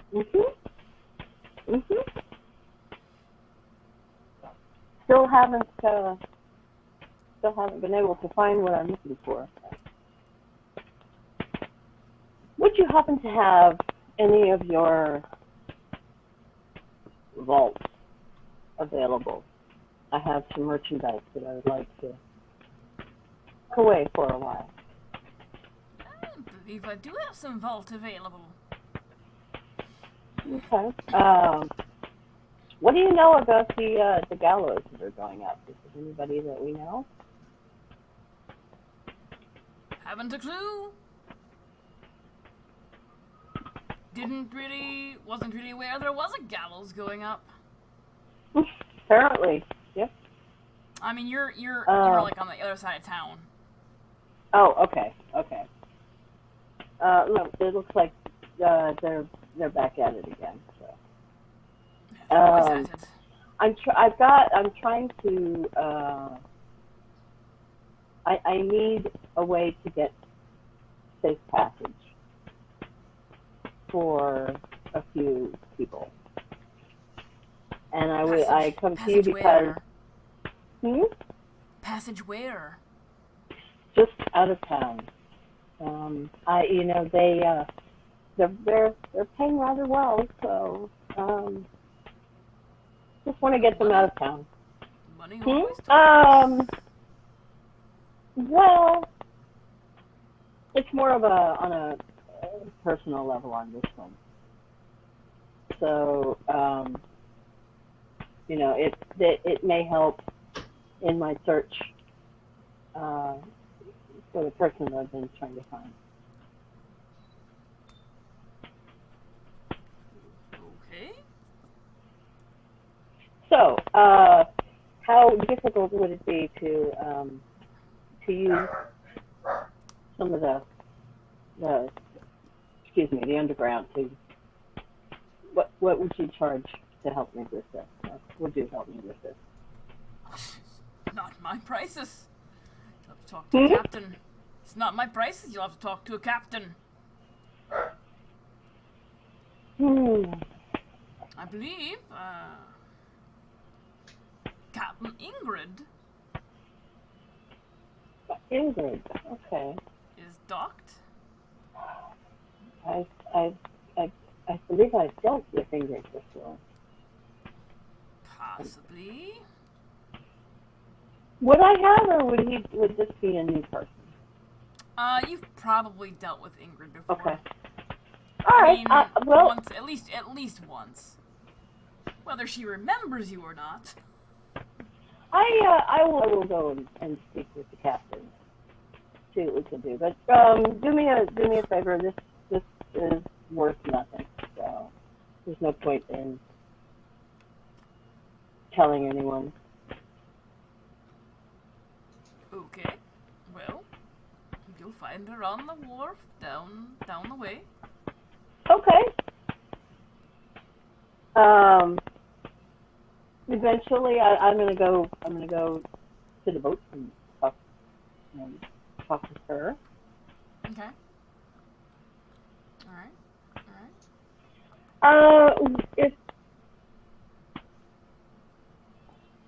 Okay, never mind. Go ahead. Sorry. I wasn't gonna say anything. Go ahead. What are you gonna do? Oh, okay.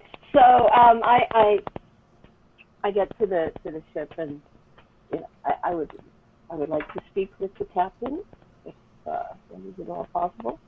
And I do the typical whatever just to show that this is business. All right. So you get to.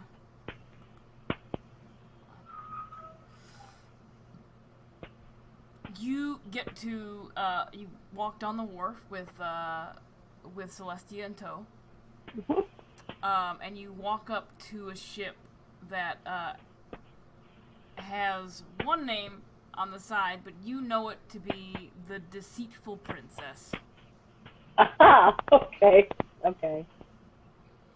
And there's a guard standing on the gangplank. On the warp side, and he eyes you up. He's kind of lean, wiry. He has a cutlass on his side, like the swashbuckler thing going across, and very open shirt showing off his chest. Uh-huh. Very Okay. okay with that. And he looks at you and, you want to see the captain? It would be incredibly, yes, I was very much like, What's your I business have- with Captain Ingrid? I'm sorry? What is your business with Captain Ingrid? Well, that is my business. You're looking well. Have you put on some muscle since the last time I saw you? You're looking quite well. I don't know You you. put-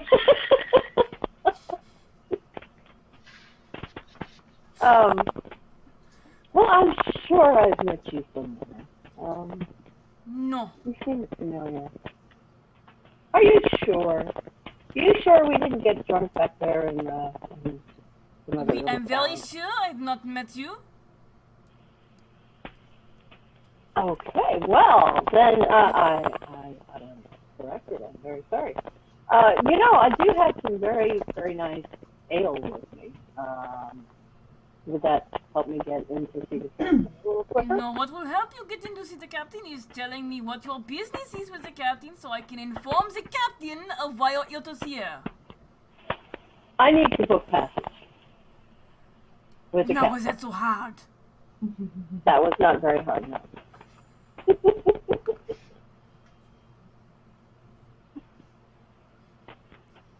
He yells over his shoulder, Francois! Inform the captain! Somebody's here to book passage!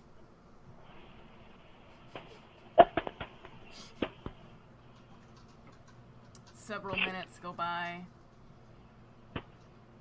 And, you see, stepping towards the gangplank, a woman Mm-hmm. who is, looks like she has orc coloring. Okay. But elven build in her body. So she's very lithe. She's got slightly pointed Okay. ears.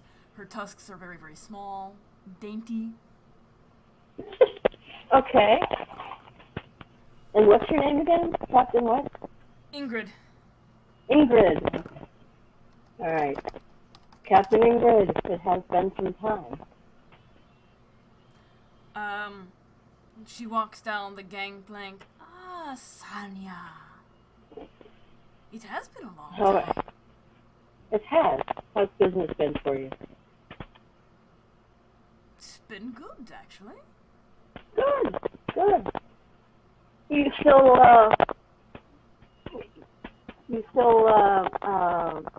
making deliveries?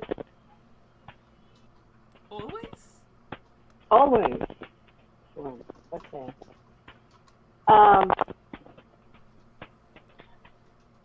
I need a fix. Very similar to, I heard somebody was looking to book passage. yes. Very similar to what we did at Lockwood. I need to book passage for some people. How No big questions does the asked. crate need to be? How big does the crate need to be? This is Nancy. Well, I mean, it's 3 gnomes, so... 3 gnomes, okay. Fighting, shoebox. No, Yeah. no bigger than, say, small horse crate. But I need to have it. I need to be able to deliver it to the seat tonight. This crate needs to leave tonight. Needs to leave tonight.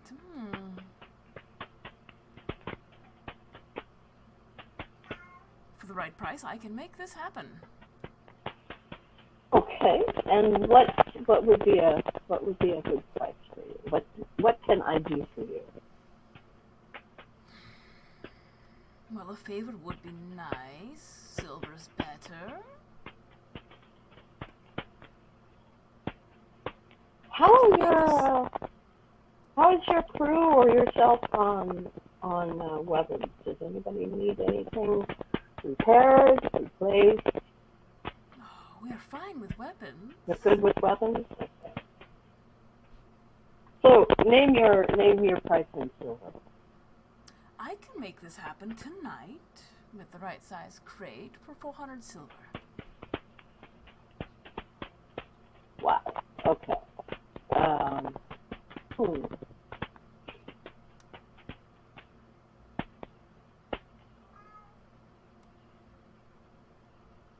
What if I could You're find you something?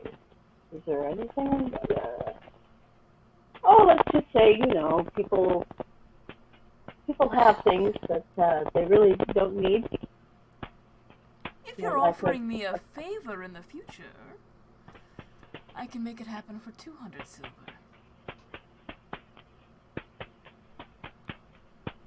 Done. Done. You said pretty sure. I will double check, but how about 100 silver and a very big favor? Ooh, a very big favor. Now we're talking. As long as you give me the tattoo that I showed you, or the last time we spoke, I drew out a picture of a symbol. As long as you keep looking, for that symbol, then we can continue to do this. I'll certainly keep my eye out. But yes, I can owe you a favor and 100 silver, and I can do that. Okay. Well, if you want me to leave by tonight, have the package here by nightfall, or shortly thereafter. Will do. I thank you very much, and she does the thieves, whatever the symbol is, the handshake. Oh, I got a cat stuck on my backdrop. Uh-oh. Oh no! Oh, No more. stuck. Ah! What are you doing, you dum-dum? Stop it! Okay, so I'll make my way back to the blacksmith. Okay. And Does Celestia add anything to this conversation at all, sorry. or? No, I was gonna offer silver, but then she did that, so I didn't offer any more. Okay. So, Okay. yeah. So I just say thank you and leave. Any concern at all that she offered a big favor to a smuggler? No. Alright. Okay. Not my problem. Okay then. Yeah. I mean, it's not like I'm not trying to hide all the time. Okay. So you guys make your way back to the blacksmith. We'll say about this time, it's probably by the time you arrive back at the blacksmith is going on probably about a little after dinner time or Okay. thereabouts. Okay. I have booked passage. I have booked passage. Telling this to Bill. I booked passage, but we need to get them boxed up and to the dock tonight. Boxed up? Yep. They're cargo. You want them out or not? That's how I can get them out of the city. Okay. And we need to come up with 100 silver. And 25. Which I can give Parks. Yeah. I can contribute to the 100 silver. But especially if I don't have a date yet for the circus, I think this is the best way. Well, then, so how much can you contribute? Well, not the whole 100 silver. I can contribute 50. I'm not contributing anything because I have made a huge offer. Yes, that's fair. To get this done. I agree, but she shouldn't need to. Well, I just paid Karg 72 silver to make these lockpicks for me, so I know he's got the cash. I don't know what you're talking about.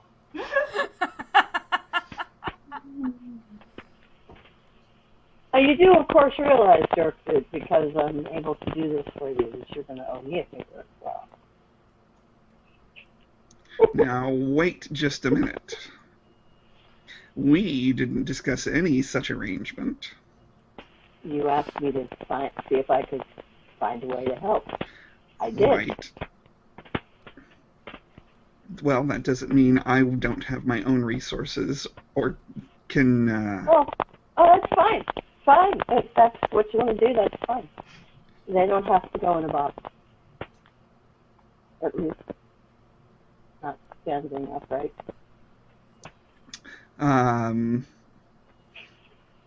He will kind of glance at Celestia and Karg.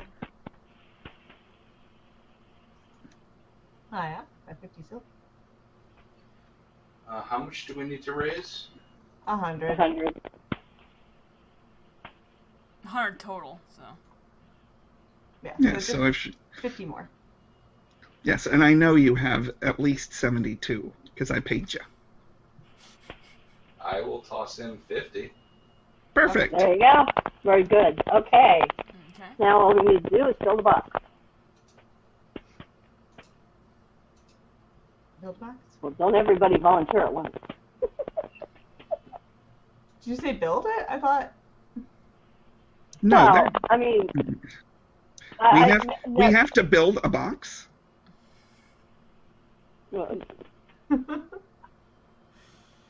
All right, Tanya, this is Nancy asking, did we need to build a box? She I asked wasn't how sure. big the crate needed to be. Yeah, Okay, that's what I was like. Well, of course you said, you know, that package Right. has to be, so that's why, okay.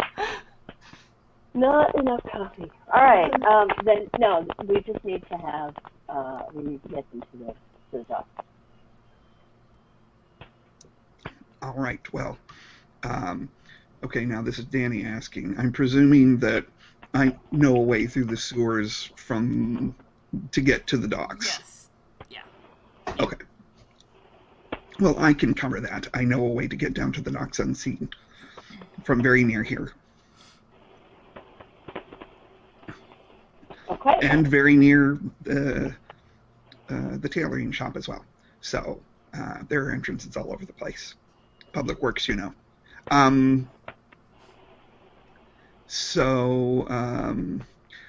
What time is it? I mean, as far as you know, It's right around dinner time. well, sun Uh, wise. it's sinking in the western sky, but it's not down yet. Okay, we'll need to bide our time until the sun is set, and then as soon as it's dark, we will get the family to the docks. What was the name of the ship we're going to? What was it again? Nope. The Seafoam Princess.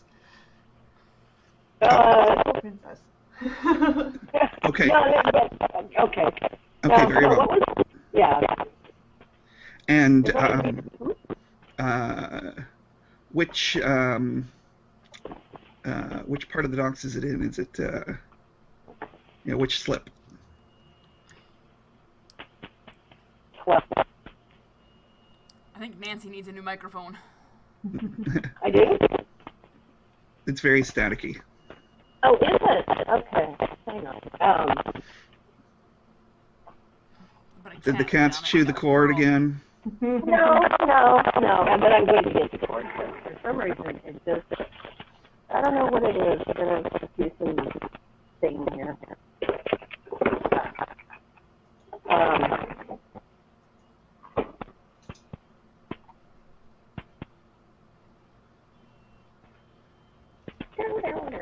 Okay.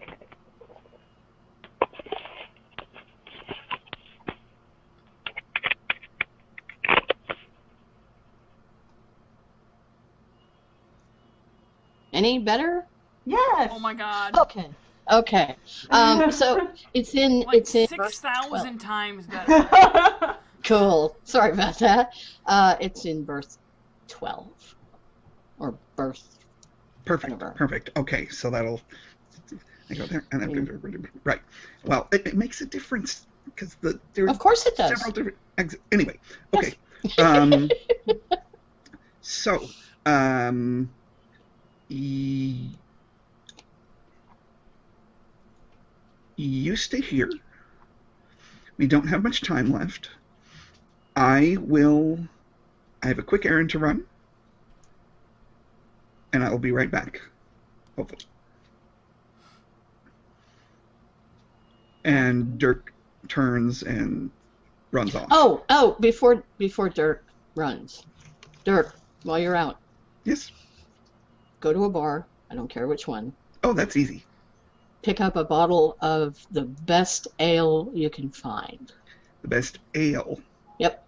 Oh, Phil's got some great stuff behind the bar that he doesn't usually bring out. Okay, it has to be really good, because we're giving it to the captain. Oh, this is really good stuff. Trust me. Okay. It'll make things smoother. I got a guy. Excellent.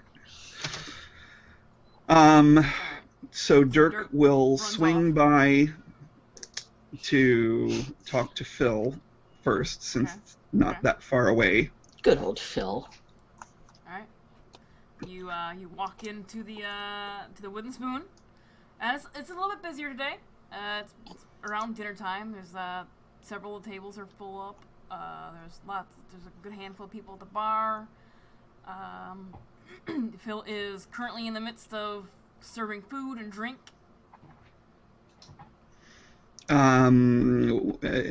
He won't interrupt, any serving, but as soon as he starts heading back with nothing in his hands, Dirk will basically tug on his apron string to get his attention. He looks down. Oh yes, Dirk. What can I do for you? Hey, Phil. So, I'm tend to be on the budget side of my purchasing here. Nothing personal, you understand. I know you've got some finer stuff. I'm actually after some of the finer stuff if you have any available, like in the ale category. Certainly take a look. Let me go take a look for you. And he steps behind the bar and rifles around down below, and pulls out a bottle with a stopper in it and the wax seal still on it. This will probably do you quite nicely. Do I recognize what it is? It's not labeled. It's not labeled. It is not labeled. Is this from your fabled private stock? Well, I don't want to brag, but I've heard good things about this stuff. How much? for you, 10 silver. Oh, done. Alright. So he gives you the bottle of ale. This'll be perfect for that highfalutin captain. Oh, you're bribing a captain, are we? Well, only the finest. Why else would I come here to see you?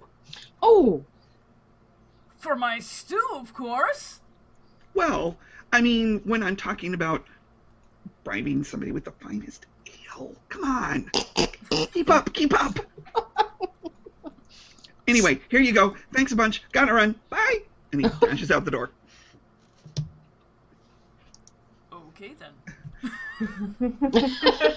So because he doesn't want to be trotting through town holding fancy ale, he will go back to the blacksmith, swing by, run up to Sarnia and say, take it out from under his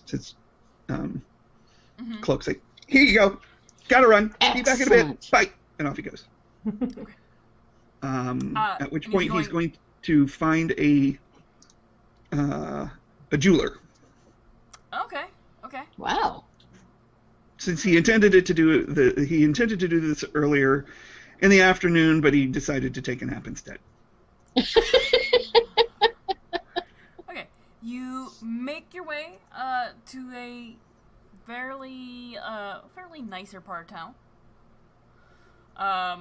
And there's a couple jewelers on the street. It's a small district here that has some jewelers and jewelry smiths on it. You can pretty much take your pick about which shop you want to go into. Are any of them run by halflings? Sure. Are any of them run by gnomes? Yeah. Okay, I'll go into the gnomish establishment. All right. You walk into the gnomish establishment, and there is an older gentleman, like an older gnome, like the quintessential white hair sticking out, like patches of it missing, the jeweler's lope over a pair of glasses he's just a crotchety old gnome. He looks up from his work because he's intricately working on something with the lope down. He will wait until. No, the door, the ding, the door ding. Okay. Little bell. Ding ding. Yes, yeah. What do you want? I'm looking for a gemstone to set into the pommel of a dagger. So it's obviously for decorative purposes, like most gems are. What have you got that would look really nifty? What do you want? Oh, well, I'm not sure. Something kind of not flashy per se.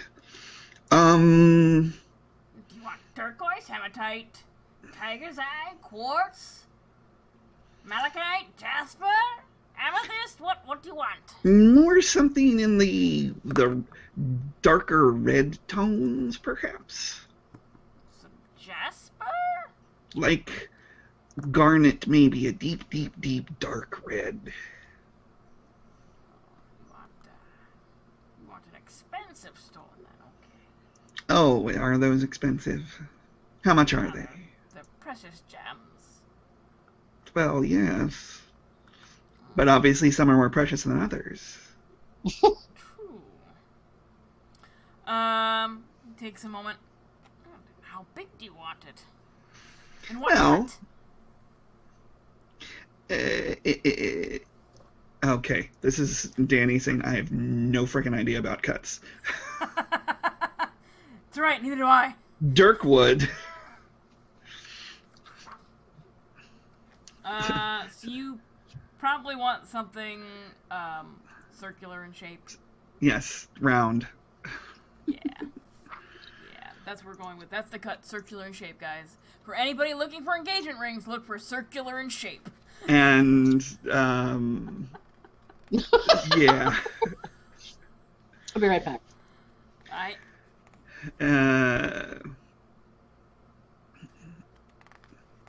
And then he will pull out his current dirk dagger, Okay. and show roughly about the size of where it would be fitting, on the end. So about yay big, circular, Okay. kind of ball, roundish. Alrighty. Hey, guess what there is fuck all in this book about? Gems. Gems. Of course. So we're gonna... Those are... Yeah, we're gonna...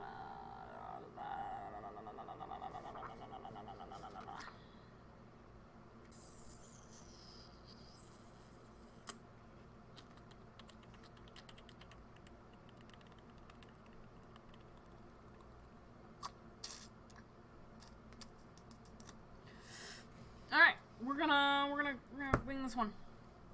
Alright, so he pulls out, he goes underneath his counter, fiddles with a lock that you can hear, and rifles around underneath, and he's like, alright, well, I've got some guys, I've got some rubies, what else do I have?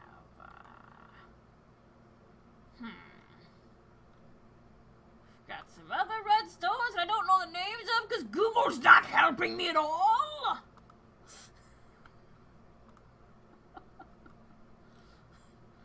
But yeah, he pulls out an array of different red colored stones. Some of them are clearer than others. He's got some garnet, he's got some rubies, he's got some jasper, which is more of a rock looking thing. It's a solid item. Chris apparently found me a link. That's a cuts, Chris! That's not the stones! Yeah, it took me that long to find the cuts. I'm still working on stone. I know. I know. Don't worry about it, don't worry. But he pulls out some stones if you look at. Things like the rubies are very, very clear. You can almost, like some of the clear ones you can almost see through. And then there are other that are slightly cloudier in their coloring, so you can't see through them. What would catch your eye, or Dirk's eye?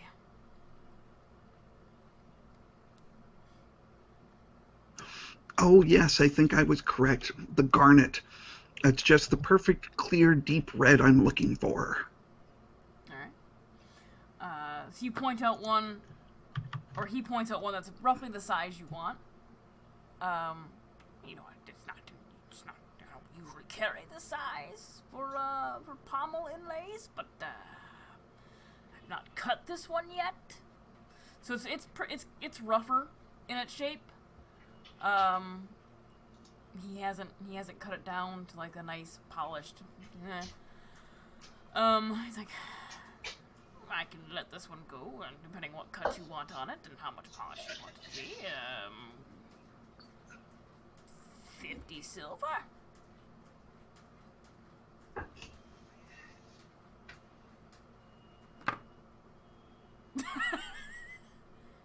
You're muted. Probably just as well.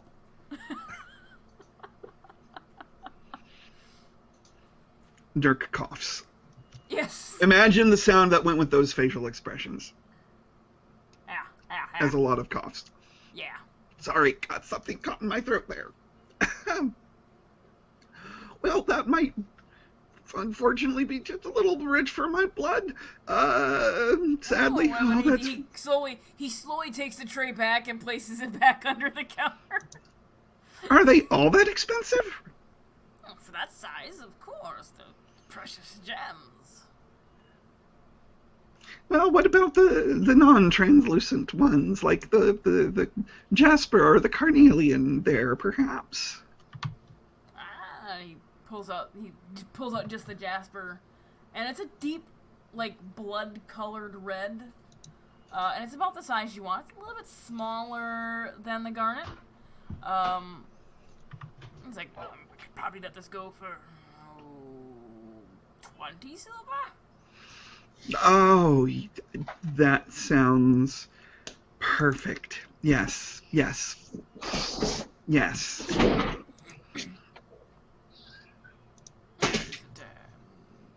Sale then, sir? I don't suppose you could spare a little bit of a discount for a fellow gnome? No. 15? 17? 20. 18? 20? Meet you halfway, 19.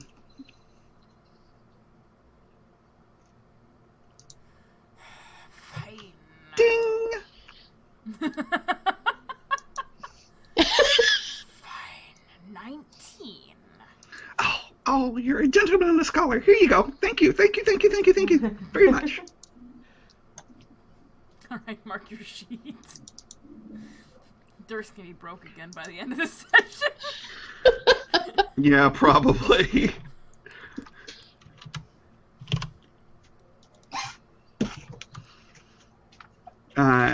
It's and what was your name, sir? I would be glad to tell everybody of your fine establishment.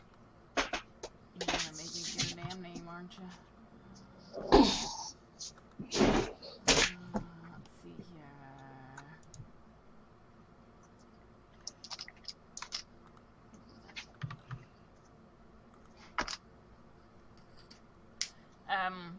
Joseph?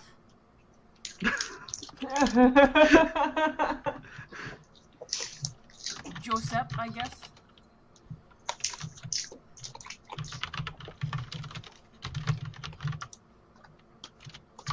Well, thank you so much, Mr. Joseph, and I will certainly look you up again if I have a need for your services. Thank you so much. Have a wonderful evening, and dash out the door. Okay. Run back to the Okay. smith.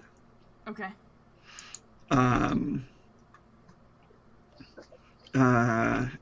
Are we at sunset yet? Getting there, yeah. Okay. So, in the remaining little bit of time, he will come back in because he's been doing a lot of running around town. Panting a little bit, yeah. Had to get my cardio in for the day.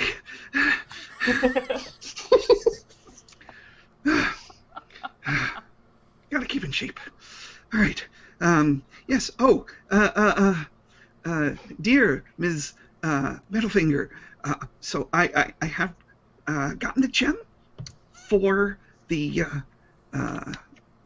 project that we spoke of earlier, and he will show it to her. Okay. Well, that'll do quite nicely, yes. That's a So long you said accent. 50. That's okay. 50% up front. So what was the total amount that you had I asked think for? I'd have to go back and look at the VOD. I think it was what? It was 12, 14 18 plus. with the gem. I think it was 18 Well- with the gem. No, I thought it was 14 plus the metal for the inlay plus the gem. But I Yeah, I think just it was- got the gem myself. Yeah. I think because she couldn't give you a price for the gem, 'cause she didn't know if she had to pick it up. But I think it's like 18 total with the gem inlay, with the inlay and the gem, because she's Okay. not providing the gem. Right. So 18 total, so half would be 9. Oh, well, you know what? I have such faith in you. Just here's the full amount up front. So you don't spend it. He knows himself well enough. Okay. She accepts the payment and says to come back in a couple days. Or no, it was a couple It days. was and a like couple it days. was Like it was week and a half. a week and a half. Yeah. Yeah. So you come back in about a week and a half, and she'll have it ready for you. What are you two staring at? There's another kitty outside.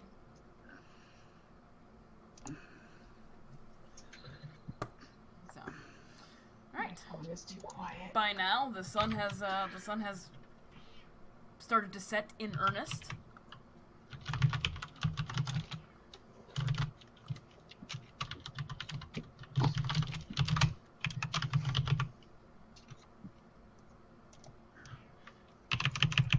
Sorry, I'm making a note here. Yeah, it's okay.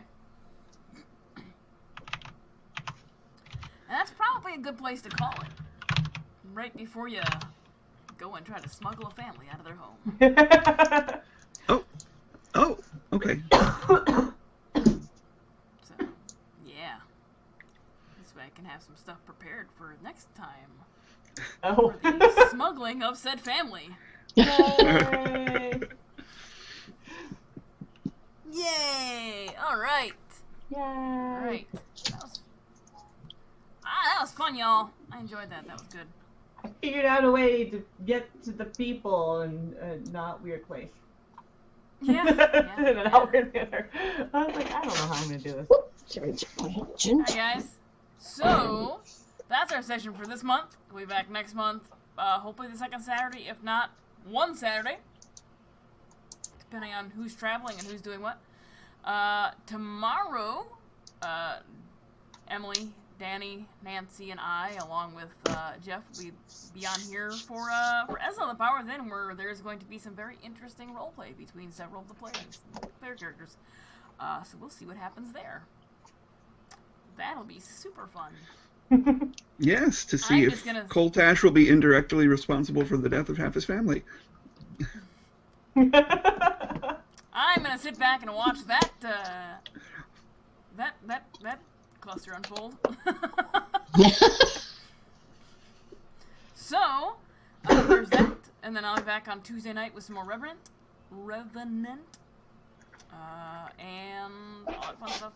Trying to get back to a normal streaming schedule, but some days it's just harder than others to want to sit down on a computer and stare at a screen, and then try to entertain people.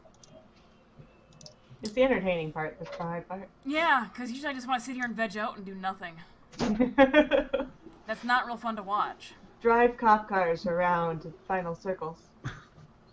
Well, you know. Anyway, tell us who you are, where we can find you on the interwebs. Emily. I am M. Crimson Kitty, and you can find me M. Crimson Kitty on Twitch and Twitter, and all that fun stuff, and on Tanya's channel on Sundays. Yay! And today, Chris. I am Count Dealer on Instagram and Twitter, and you can go there to see pictures of woodworking, food, alcohol, things of that nature. All right, Nancy.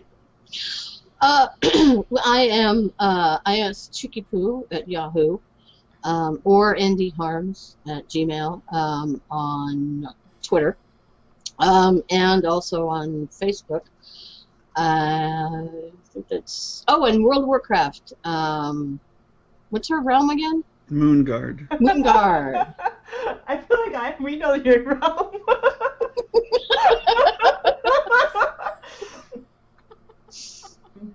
So that's where you can find me. Alright. Danny? And I'm Tunarth in chat here. I'm Colin65 on Twitter, where I don't do much but retweet the things that I'm in, one of which is this, which hopefully you've been enjoying. The other of which is, as Tanya said, Esla the Power Within, which will be same bad time, same bad channel tomorrow, Sunday, at 2 p.m. Eastern, where many fates will be decided. Be there. Many futures and other things will be set in motion. Yeah, some fates can get decided tonight by some dice rolls.